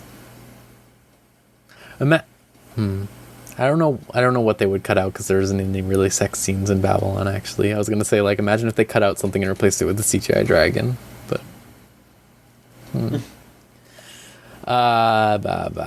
LV, how about Asteroid in Love? Oh my gosh, Asteroid in Love. It's still a cute show. It's still like, this is like nice. It's just these girls who love each other, and they love rocks and space. They're on their summer break. Yeah. So they went on a trip to their respective, like respective centers of interest. They like went to like a rock museum. Yeah, like a rock museum, rock gallery, and like, yeah, like that one girl, she's just horny for rocks. She loves it. I'm so proud of her. And then the asteroid girls, the astronomy girls, kind of, when they go to the space center, their agenda was a little different. They wanted to like be like, how do we find an asteroid at a space center? Like, you know, in a way, it's like, oh, that's like, that kind of makes sense, but it's totally misguided. And you know, what was nice about it is that they were disappointed, but they outright say, you know, that doesn't take away from, like, what we learned a lot on our trip, and it just made them more encouraged to, like, learn more, and that's like, oh, that's so encouraging. It's, like, pretty much a nice, like, meaningful statement about the whole learning process. Sometimes the things you learn aren't what you want, but it's still, like, fruitful and beneficial to you. And they also, like, learn a little more things about their teacher, who in a way she's kind of like a slacker, and like she doesn't seem like she cares half the time, but she honestly does. And like, you know, they're like, they see her like grandparents and stuff because they're staying over, and they learn that she's like super into this, and in a way the whole trip made her nostalgic, and she's like remembering certain things about the center where it's like, oh, that's different, and it was just really cute and really sweet. And like, yeah, like her grandfather's like I think, associated with the center and stuff. That's kind of wild. What's really funny is that I think this is the first episode where they showed like actually important male characters, so that's one. Number two, they outright are just now unapologetically using photos as the backgrounds, and they're not doing much to change them. It's really funny. Yeah. And they're just like, they're, it's outright like, I don't know if like, I think I feel like it could be just literally the photos of the real life equivalent of whatever space station this is, or like rock museum this is, and they're just putting a posterized filter over them. It's really funny. Like, it's just these like highly like stylized cartoony anime girls like walking to it through basically like that terminal in 2001 Space Odyssey, and it just looks like that. They're just like anime girls on this real photo. Yeah. It's like, what? It's kind of weird, but I don't know. It is really weird. But then it's kind of fine for an episode, but it kind of gets worse in the next one because it's really like, because then they're going to like this convention. I don't remember if it's a convention or some show, like some rock show, some other like geological show, as they're on their trip, and the photos in that are more apparent. Like they're in a store. Oh yeah, it was the gift shop. The gift shop was the most jarring because the gift shop photo was clearly super saturated in colors, and like how it contrasted with the anime character designs was super like apparent that this is a photo. That they didn't even redraw the photo. You know, that's usually like what a lot of productions do. They redraw the photo, and that's like fine. Like, yeah, that's like kind of using like references. But they just outright are pretty much using photos, and I think they're putting a filter on them. That's what it looks like so far. Unless these are like highly detailed paintings, like that's impressive. But they, to me, like how like clashing they are to the anime characters, it doesn't seem like that's the case, right? Next episode is Reckless. It's the beach episode, so this is where we're gonna go. So we have a nice wholesome episode where they're like learning about each other, and like they're like, oh yeah, what do you want to do when you grow up, etc. And like one girl's like, I want to be an astronaut. It's like, oh wow, they have like this tender moment together where like that's the end of their trip that day, right? Next episode's the beach episode. They're going full on in, like, whoa, and the horny best friend is 100% in horny, and she gets jealous, and that's like the main conflict in the episode. She gets jealous of her friend who's like getting closer with you know, the I forgot her names. The blue-haired girl, etc. Owl. Yeah, Owl. Owie. Owl, just Owl, yeah. And that's really, that's like the most of the episode. She's like jealous of her. But then I think she learns her lesson. I don't know. She learns a little bit at the end about like... She just gets horny for her now also. Yeah, it feels like it's the resolution. That's what's happening. She basically learns like, oh, I gotta be more open about my emotions and stop like channeling it in a weird toxic way. And then the other girl's like, oh yeah, I like me too, basically. And then yeah, she might be just like shifting attention to the other girl now instead. And they start bonding about like things. So that was that episode for the most part. Yeah, they just went in a beach episode. You?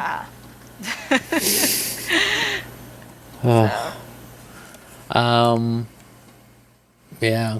There was random English that scared me at some There point. was, yeah. It was like, whoa, that's like 5 whole Weird. sentences. It was weird. They were at the convention, the rock convention thing, and then, was it the red-haired girl? The red-haired girl. She's the one who's super horny about rocks, yeah. Good for her. But she just starts speaking English, like, because one of the vendors or, like, presenters, like, Can just... you make it cheaper? Yes! I guess the implication is that, like, it's a lot of international people coming, and yeah, it's, like, science, so you're gonna have that, like, cross-section a lot, and that's, like, cool. And, like, that person was, like, English-speaking, and she just, out of nowhere, just started speaking fluent English, but still with the weird, like, awkward, like, inflection when it's, like, you know, your second language. It was wild, so... That was a reckless episode, I think. Very reckless. It was reckless. Let me think. I was gonna say something about 27, but nothing has really happened. Just know that the wall keeps shaking, and I think it's fucked up. God. They've all just accepted their life with the wall. With the wall. The wall seems to be directing them to important locations across the country now, where they will have some sort of spiritual enlightenment regarding their past, or something. Oh. I don't know. But also to tour? Yeah. Yes, or perform. So they had their first show also now, and the mom found out that she's an idol. The main girl. Wait, she doesn't remember it? No, she remembers now. Okay. She knows. She got invited by the wall. Okay. She doesn't know about the wall yet, but she got invited by the wall to discover the truth about her daughter or whatever. The truth was she was an idol, and the mom was just like, weird, but okay. But Wait, is the wall like emailing people? How does this work? the wall spits out tablets. It shakes violently and makes the entire building shake, and then it spits out a tablet that just says something. And this specific one was it spit out a thing that said mail this to X person, or they will do a photo shoot at X or whatever. And then all the other people in the Wall's organization have to make the Wall's demands reality or whatever. So like at their first show, they had to go to this specific place to do the first show or whatever because the Wall said so. But like the speaker setup and everything was broken, and like it fell apart halfway through. So they had to the main girl came out and revealed her piano skills and like played an unplugged version of the song or whatever. And now they were like, wow, she's the best. Because she was really tilted by her mom being there or whatever, and she couldn't do her normal idol stuff. But then she played the piano good, so it was fine. They realized, oh, she's just shy. That's her character trait. Anyway, I don't know. She's the one who hated doing this. Yeah, right? she hates idols. Yeah, she said she hates a couple of the other girls really mad at her about that because she said like, I hate idols. All they do is shake their ass or whatever and be idiots. And they were like, oh yeah, is that what you do now, idiot? You're an idiot. Or okay, that's funny. That's roasting her. Yeah, so but is the wall in like what's the type of building the wall is in? Is there people in this building? So they have an underground building that is underneath a zoo. Oh shit. Okay. And that has nothing to do with anything. It is underneath a zoo. It's like multiple floors. And it has all the idol stuff. It also seems to just have a bunch of cubicles based on a couple of the shots recently. Like there's just a ton of people working here for the wall. I don't know what the wall is, but they go down to this basement, like I said, where that's where all the girls hang out, basically. And they hang out in cult dresses. I just wanted to say real quick, they have to wear this uniform when they're in the presence of the wall, which is this very bland blue dress. Okay. And they all have to wear it when they're near the wall or whatever. And the wall just takes up one wall of this area or whatever. It has like a fountain around it and stuff like that. And it just looks like, the Indiana Jones crystal skull? It looks like that on a wall. Yeah. Yeah. Mm-hmm. It's fucked. Anyway, that show's really weird. I found out recently that all of the fans of 22/7, the Real Idol group, which is a real idol group, by the way, are very confused because there is no basis for the wall in the lore of the series. Okay. I'm assuming it's Nasu's doing. Again, as I've said, I've theorized the Fate Man. He was in the opening credits. It has to be his fault. But it's very strange. I don't know what's going on with the show, but I'm enjoying it. It's just a very standard idol fare.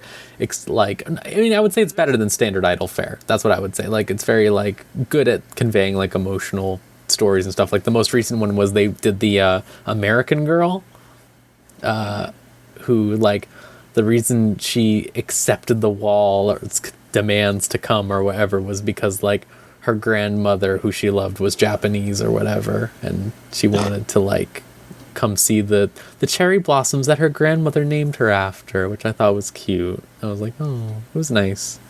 But then they did a photo shoot in the rain, and that was kind of weird. And I don't know, they were like, yeah, these are some great shots. I'm like, in the rain? Oh, the rain? There seems to be I wonder if they just want to do a series with these characters, but it has no connection to the actual canonical lore of what the group is. What's the wall? I wonder if it's Pink Floyd, the wall. Yeah, society. Maybe it's going back to that, right? Related, right? I wonder if is it going to be a weird idol, the Idol Master Mech show? Are they gonna do is it like that? It's what? I want to know where the fuck it's going. I really want to know what's gonna be the resolution with the wall. Are they gonna do a thing where they're are they gonna do a meta thing where it's oh yeah, the girls are just actresses in this series to promote their group? I don't know, a weird that weird double layer thing, I right? I don't know. know if they would do that. I'm probably overthinking it, and they're probably just being fucking weird. They are very weird. I mean, I had a theory before about, like, maybe this is the actual lore of the series, and the fans who are confused right now are probably in for some weird, like some bomb dropping right now. Like, what to expect? Maybe? I don't know. It could either go either way. Like, this might be the real, like, this might be real stuff, actually canonical to what's going on, or, like, it's totally something off the rails and intentionally different, right? But it's just fascinating hearing just from an outside standpoint. I'm not very attached I don't to, like, know fucking anime idol anything. stuff since Love, the original Love Live, and like here and there, I still like Love Idolmaster stuff, but it's more like my inaccessibility to actually play the games is the only thing stopping me. So that's probably a blessing, right? Yeah. So, but yeah, this is fascinating. I'm very excited to hear how this develops. I want to know, like, I legitimately, like, my biggest fear right now is that they're just gonna, like, all of a sudden end it and be like, or like, oh, the wall wasn't real. That's my biggest fear right now, is that they'll be like, we just stalked you. I don't know how they can explain it, though. That's the thing. Like, I think they have like cut themselves into a corner where they have to make the wall some sort of really fucked up thing, and I want to know what it's gonna be.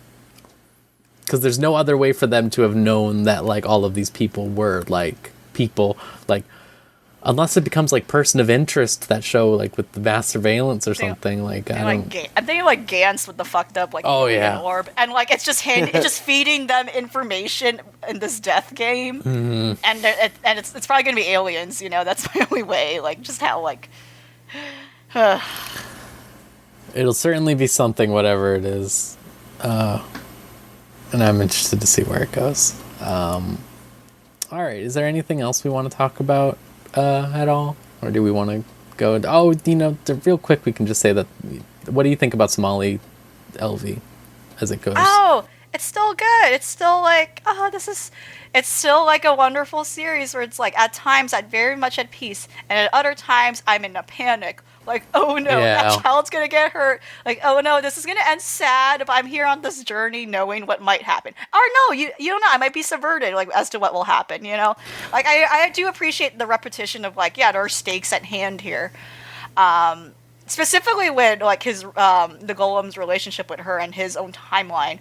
But nothing per se yet of, like, you know, what I feared initially where, like, oh yeah, we were kind of, like, subverted about, like, that, you know, Solid Snake Wolfman. Yeah. Like, oh, he's not hurting her. He was, like, doing something else. He had a different thing in mind, right?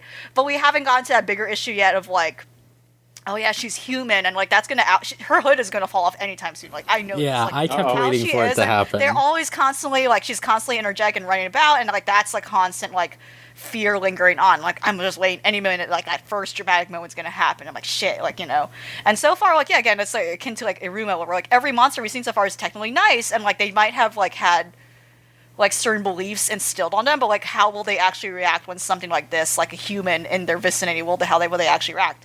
Like, the last episode, he actually, he, like, confronted, like, a potions, like, a medicine seller and bought, like, I think outright was explicit about the fact that he needed medicine for a human. Like, he showed the chains, right? Like, that's what I'm assuming. Like, I don't know, is that, like, you know, I had this theory about, like, is that character gonna come up again at some point? Will that be a problem? Or that character's not gonna pop up again? That was just, like, a totally incidental thing, you know? I don't know, it's either or, like, for this series where, like, I like how, like, a lot of these characters that, like, come up, I'm not sure if they're gonna be one shot or if they're gonna be something coming along again later on, and that's, like, nice, you know? Like, I like this whole world of, like, the weird citizens it has, and it's just a very nice world, so... But yeah, we've had, like these on and off, like, alarming situations, but the big one, I think, hasn't happened yet, and it's just, like, it's a timer, like, it is a set timer. off at any point. It's just, like, I don't know, like, yeah, that whole interaction with the medicine seller, I don't know if that character, again, like, I don't know if that character will become important or not, who knows. I want to say that I am glad that, like, I mean, like, I didn't expect it to go into the same territory as it, but a lot of this show is very, like, in terms of aesthetics and stuff like that, made in Abyssy. Oh, yeah. But, like, nothing comparable to that. Like, she doesn't get, like, she'll, like, scrape her leg or something and be like, ow, but it won't be, like, anything gruesome. Yeah, and then she got sick. Yeah, she got sick. But even then, I was so sad. I was like, oh no, she's sad. And then he's like, and then again, he can't help himself. He's just being objective, and that's just how he is, where, like, he's rejecting her love and, like, human feelings of compassion and care and just wanting to be appreciated. And like he doesn't think that way. He just like has an agenda. He's like, no, you're hurting yourself, you can't do that, whatever. And like in a way that's realistic to actually what a caring parent would do. Like they would be more concerned about their welfare versus like having fun, or like the idea of like just emotion over like responsibility, right? Whereas in his way, it's more like specific because he is the golem. Really is just like that's how he is. But other than that, if it gets any more to that point, that'd be like insane. Like I think really like we haven't had any real like jeopardy where she's like in serious like, or like something awful like as to like the extent of like all the bad things happening made in Abyss. Right, there is a quality to it where it's like that's very like. It's like there's like a lot of greenery around, but they're not literally green. It's like all sorts of weird plants and floral life. Yeah, a lot of fluorescent mushrooms, stuff. Mushrooms, like fungus. There's like, I don't know, there's like a fungus aesthetic. That's weird. That's gross. I'm sorry. Mushrooms are fun. I don't know. They're like, mushrooms are cute. Yeah, mushrooms are very cute. I love mushrooms. Eating and like just how they look. They're very cute. Yeah, like the last episode was literally about mushrooms. The fucked up mushroom. Yeah. Dark Souls ass a mushroom. mushroom that tried to murder her. Yes. Yeah, it was way too big too. That was very scary. No, yeah, there's this like it's very alien. That's the word, alien. Like something about it like alien in a way that's like, oh yeah, we are in like this grounded fantasy setting where it should look the way you expect it to look, but it doesn't quite look like that. It looks more, kind of like how Made in Abyss is intentionally that so. Like it's not a straightforward fantasy setting. There's more to it, and that's I think intentional, right? Yeah, it's just a lovely series overall so far. Yeah. All right, cool. I think that's enough now. I think we covered a bunch this time around. All right, John, do you want to go into questions and opinions? Yeah, we don't have too much. If you want to send one in, feel free to do it at any time to videogamechoochoo.tumblr.com/ask. First up, we got, let's see here. Okay, we got 2 opinions and 2 questions. Which do you all want first? How about opinions? Okay. Let's see here. Shulis shares an opinion here. One thing I've noticed while watching Aizoken is that every character is learning and changing as the story progresses. My favorite is Kanamori, who despite initially having no interest in the club beyond making money, has been forced to learn about animation techniques in order to support her friends. I don't really have a question related to this, but I just wanted to say how cool I think this is. Yeah, it's funny how she's like the most important character, at least thus far, because she is representative of what a producer or agent does, especially when it comes to gunning for negotiating what the studio's needs are per se. And I think she, often we have like this, in reality, unfortunately, a lot of times that's unfortunately not the case. Sometimes I think like when negotiations are made, sometimes it's at the cost of like the welfare of the artist, right? Like to be honest, but in this case we have Kanamori, who's like a really good producer actually, and we see her balance being, actually realistic and like sticking up for her friends, even right, like as that was said in an opinion, like she didn't give a shit initially, and it still shows in a lot of ways that she inherently first and foremost is still being selfish. A lot of times she asks like what's in it for us, like is there money involved, etc. But in a way that's also necessary for someone to be like that, to gun for the artists who probably would forget that they need to value themselves more, and like, hey, they actually didn't deserve to get paid. Like they shouldn't just do it, like.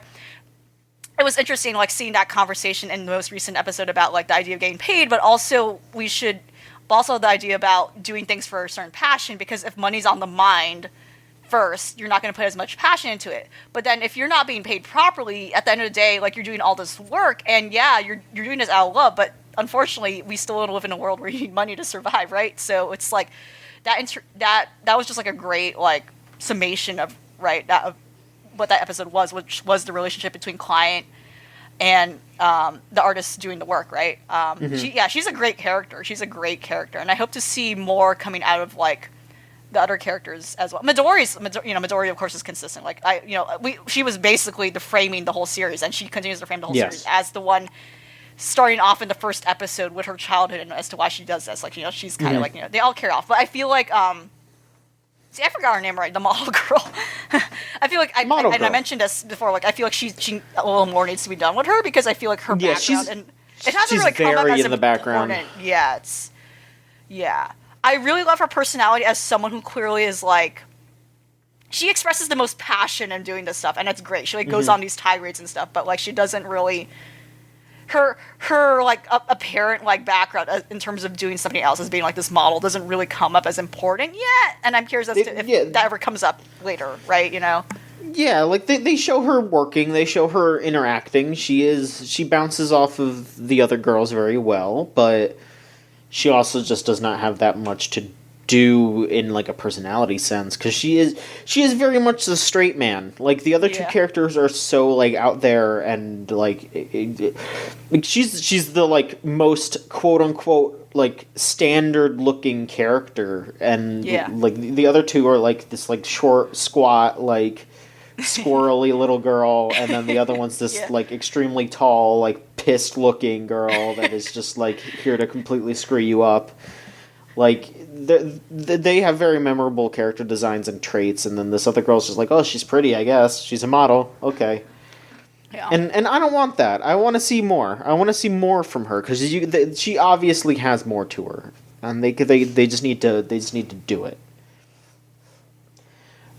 Century Punk says, I'm glad Ebisu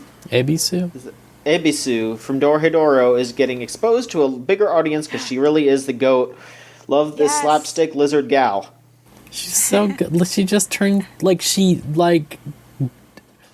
like brutalized in her first appearance, and then the second time she just like she is just out of her mind, like titty out at a dinner. And then, like, she becomes a zombie immediately after that. And then it's like, there's so much. I saw her in a shark outfit. The shark outfit's good. The shark outfit's really good. Yeah. She seems really good. And then I also found out, like, her personality on the wiki is just, like, she used to be cool and sophisticated. And then after, like, the first episode, she just became this, like, dumbass. Just like everyone else, which is like cool. Yeah. All right. Oh wow, we got a last minute question. All right, there you go. But I'll just go ahead and add that because it is a question. So let's see here. First question is from Anonymous, who says, "What's your favorite use of licensed music in an anime? For me personally, it's the use of Neo Sedaka in the Zeta Gundam opening, which is so good that it somehow made me like a Neil Sedaka song."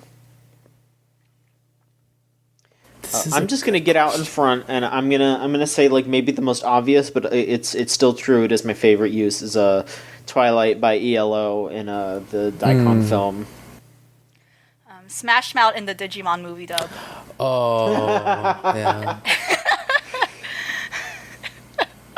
That was pre-Shrek, right? Was that not? That was even like... That was pre-Shrek. That was, yes. Yeah. Uh-huh. That whole soundtrack is, like, iconic. Like, fucking 1 week. Like, that was good, too. You know, I think something that's really... So, I'm like, my first instinct was to say, like, well, you know... Interstellar 5555. Oh, but that feels like cheating. Music, like I don't feel like that was basically made for that, right? Like it was designed around that being like this is an anime movie music video, right? Yeah. For the whole album, yeah. Yeah. So I'm not going to say that, but what I am going to say is this is a real bullshit one, but in the ending credits to the Death Note live action movie, the original ones, not the Netflix one, the original ones from Japan, they just burst out right from the get-go as soon as that film ends, Donny California by the Red Hot Chili Peppers. Oh yeah, I remember that, yeah. And it is like mind-blowing. California. Like, what does that have to do? Because they say rest in peace, is that it? I guess so. It doesn't have anything to do with that, though. And like nothing. Fucking nothing. It's really good. The person who directed it like probably just loves that song, and they're like, yeah, sure.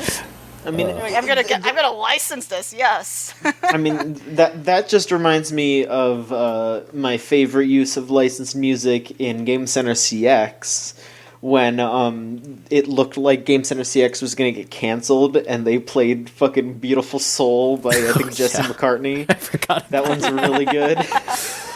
Oh, Christ. All right. Anonymous says, this isn't really a question or an opinion. It's just like a statement of a fact, and it's a very unfortunate fact. Anonymous says, a friend of mine can't get over the fact that society in Nekopara just allows slavery, and honestly, it's all I think about when we watch the show. They make them wear bells, and that's when they can go away from the humans. They do. Like, we have this whole, like... Yeah, there's not a lot to say about Nico. Listen, I can tell you something. Like, I was telling y'all, like, my roommate showed me how, like, the opening is the worst part of that show, and I was like, what do you mean? Like, the song? And they're like, no. And every time, just like how Iruma-kun always starts up with, like, Iruma got adopted by a demon or whatever, right? Like, that Yeah, thing. And you have to skip, like, 4 minutes or whatever. It's like 30 seconds is whatever. It's the same thing, like, here, where it's, like, every 30 seconds of the beginning of the episode, they just, every single time they go, did you know that they aren't human? They're cats. They're not human. They're cats. It's okay that like, they're slaves. it's like, oh man, I don't know what's going on. What is going on? This is like the third Nekopara anime, by the way. So I'm not saying this to call anyone out. I promise, but I feel like Nekopara is like it has such an aesthetic that so many people look past all the dumb bullshit that it is. And, like, I see people who, you know, like, I'm not saying that they're not horny. Like, people can be horny, but, like, I see people that are just like, oh, this is my cute aesthetic blog or whatever. Like, I follow some people, like, I have some friends that just, like, reblog aesthetic shit. Sure. They'll reblog Nekopara. And I just think about, like... They don't know what it is. I don't think they know what it is. No, they do. They're like, oh yeah, I like Nekopara. Like, and it's like... That is a fucking download patch away from full-on penetration, and nobody, like, thinks about that, I feel. And they're cats. They're not human. They're cats. Yeah, don't worry, they're not human. Those cats love making dudes nut. Like, they love it. That's what it is, though. Yeah. That's what it is. I've again, because I guess I hate myself. I have played like the. I'm not the first surprised two. when you're saying this. I have played the first two, and it is, it was a night. It's a night. It's like, and again, I've only ever played the Steam version where outright it doesn't have that stuff. But when you like follow up the scenes as to where you can tell exactly where. Yeah, if you're someone like me who's played enough of these sort of things, where like you can tell where it leads up to. Oh, and at some point something was cut. It's like. The cuts are very obvious. No. Also, I think the VR Nekopara game is like one of the like most downloaded VR games in Steam too, which is kind of scary. I bet. Yeah. I think it is because it's also free, so that's not something anyone. Yeah. Again, I'm not calling people out, and also like for you, and honestly, I bet some other, like, for you, I also get it, and like I bet there's other people that like I bet there are people that are like, yeah, you know what, it's fine, I just like the censored version, and maybe there's people that are like, oh yeah, no, I'm like, I'll reblog it for my aesthetic blog, but also love the porn. Like, I don't know. But you know what? Into that, unironically into the bar. No, like, you know what? Go for it. I'm not. This is not me judging. This is just like an observation. This is just me being like, Nekopara just fits an aesthetic that just resonates with a lot of people, and you know what? Sure. No, yeah, out of context, it's like honestly like a cute art style, like, and like just just looking at the character's eyes outside the context, it's like, oh, this is cute, and I can see it one of those things where like kind of like Toho or like other big franchises where it's so hard to keep up. Some people just like it because they like the designs of things. They probably never played the games, and that's fine. I see that a lot with Toho cosplayers. They never played the games, but they just like the characters, and that's cool. That's awesome, actually. And I see that with possibly Nekopara, where it's like, oh, a girl just wants to be a cat girl, and like she doesn't realize, oh, this is for a porn game. Like, oh. Yeah, no, I get it. Like, okay. I get it. Yeah, Nekopar is just weird. That's all I have to say. Nekopar is weird. Mm-hmm. But weirder is out there. That's the problem. So hey. Yeah. All right. Last question. Again, send it to videogamechoochoo.tumblr.com/ask. This is from Niall, who is the podcast editor extraordinaire on our podcast. Also, it's just on the podcast sometimes and writes for the site, etc., etc. Great guy. Also, does the Borat Club podcast. Very funny. Rose was on it once. That's true. I was on that once. They read that Borat. book recently. Grim. As an aside, Niall, I apologize. We will get to your question in a moment. That was one of the hardest listens to a podcast I've ever had, and it wasn't it wasn't in that they were doing a bad job. It was just they physically because they read through the book live. They recorded themselves reading through the Borat book. And they couldn't talk about it because every time they would turn a page, they would come across something so abhorrent. They were like, we would have to put a trigger warning or something for this. They would just keep getting to a new page and they would be like, oh, here's the map of, oh no. It was just it was really grim. Was this an officially published book? Yes. Oh yeah. Oh wow. Sacha Baron Cohen worked on it, apparently. Mass produced. Oh, no. Yeah. Listen, if you knew the stuff that was in normal Borat, LV, you would not be that surprised. I'm going to tell you. I mean, I know what normal Borat is. But do you know? Do you remember? I don't know. I probably don't even remember. It's I've seen it rough. once. Good. Keep it that way. And that was it. I've also only seen it once, but it was recently. I understand it has some sort of merit to an extent, but also I'm pretty sure most of it is not aged well and for a good reason and should stay in that time period, Well, if you want to experience Borat in a slightly palatable way, I would recommend Borat Club. It is a very funny show. Well, yes, I'm happy to listen to Borat Club. Yeah, not be on it if that was what the question was.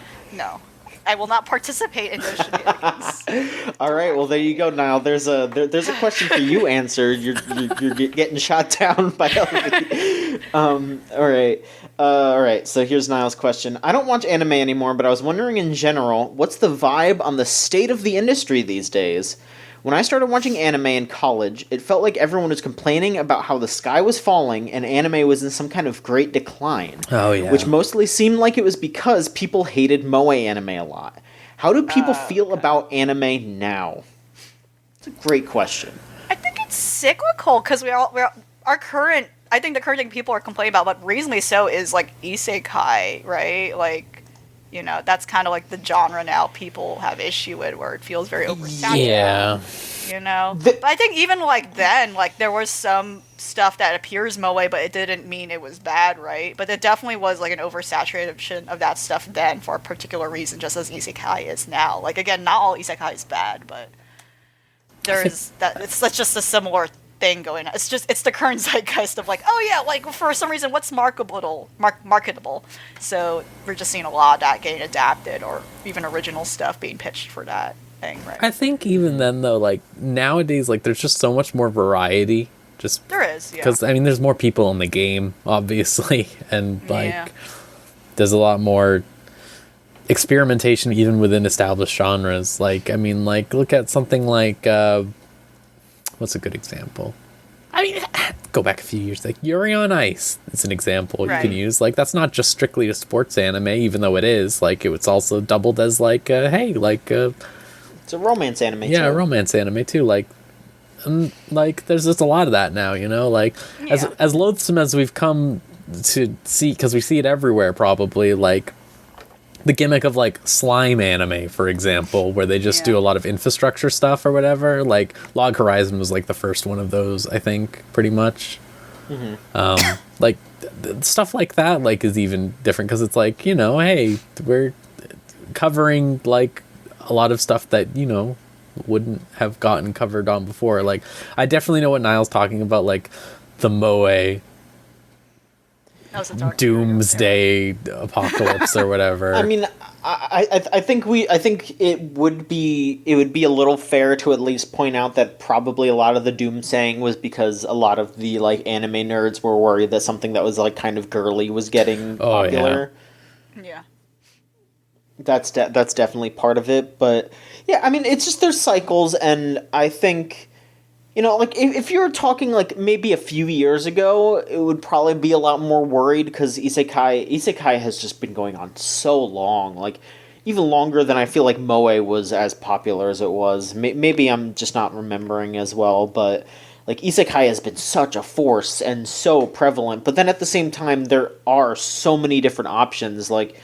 You could watch, like, you could have a full slate of shows this season and not touch a single isekai show. You could have done that the same thing, like, all through last year. Like, and then there's still good isekai shows. Like, I still enjoyed, like, Kimono Michi. And then, Slime Show wasn't bad either. Like, there's good stuff out there that's even involved with that. And then, I mean, you could even say the same thing for the moe shows, like, I mean, like, people liked K-On! People liked, Bocchi. Well, These days, Bocchi's a moe show, and it's really good. Hidamari Sketch. Hidamari Sketch, yeah. Yeah, stuff like that. I think it also, I don't know what time period that is actually. Just now thinking about it. Like, I don't know, like, would I even, like, maybe. I think, there was that layer of, like, people afraid of, like, feminine-looking things, etc., and, like, wondering, like, is there, like, weird, also, like, unconscious, like, sexism to that as well? Like, I know, like, undeniably, like, a lot of moe stuff does pander to a certain, like, male otaku, like, demographic as well, but there also is just this, there's also, like, kind of, like, those questions about, like, just because a particular show looks a certain way, I wonder, like, if that veered off people, like, and made people have assumptions about things. Like, like, Madoka is great. We were talking about Madoka, like, earlier for Magic Recorded, etc. But, when Madoka happened, I felt like there was also, like, a problematic trend where a lot of, like, edgy magical girl stuff happened after that, and that was very brief. That was a brief window of a lot of that stuff happening, and, like, kind of we saw a little that left over, and that was kind of like there was an interesting discussion about that in regards to, like, the like, the unconscious, like, anti-femininity around that, because something like Madoka happened, like, guys are now not allowed to, like, or guys were never allowed to, like, something like normal magical girl stuff, like, oh, they only liked Madoka because it had, like, this dark quality to it. Because it was edgy, because there was killing and shit, like, but you don't see us watching Sailor Moon or something like, or Precure, yet those franchises and series are good, people have a right to like them, so, yeah, it's just interesting. Like, I felt like in between those two time periods, like, I think that era was, like, in between the moe like, isekai, actually, but yeah, like, I think now more than ever, as we, like, exited that era of, like, the moe dark ages, the moe ages, yeah, you're right. Like, you're both right about, like, we might still have an oversaturation of a particular trend, but I think in response to that, there's so many other titles and really original ideas coming up that it's okay it's, like, easier to avoid that, There's more things to explore. Yeah. I think it's a really excellent time to be an anime fan right now. It truly is. Like, no matter what you're looking for, there's, like, one or two shows, like, a season that could interest you. For sure. Yeah. All right. So what we're saying is now you got to get back into anime. Yeah, you gotta. Sorry. You gotta? Unfortunately, yeah. There's no other choice. No other choice. You send in a question to Choochagatari, then you're an anime fan automatically. This is the wall telling you this. The wall tells us. All right. Well, I guess that's it then. That's all our questions, yeah? Yes, it is. All right. Ending time. Just a reminder, we are watching Baccano. We'll be talking about that next episode. That was just 2 weeks. Yeah, 2 weeks. That was suggested by patron Beryl. Good choice. Classy anime. So yeah, we'll be talking about that. So, send in your questions or opinions about that next time. If you want to get episodes of this podcast 1 week in advance, you can donate $3 to patreon.com/VGCC. You also get access to our Let's Plays and other stuff like that, so on and so forth. You know the jazz. And I guess that's it. Anything else y'all want to add before I fucking cut this off, before it's over? Don't think so. I think we're good. All right. We can do, like, a little hallway bit where, like, I go down the hallway and it's playing the song. Maybe I'll do that one of these episodes. I'll edit it in at the end. Not edited in the middle of an episode. Don't worry, I won't. I'm just gonna put it as the end, like ending break. theme or whatever. It'll just be that fucking song. Goodbye. Goodbye, bye everyone. Sorry. Take it easy, everyone.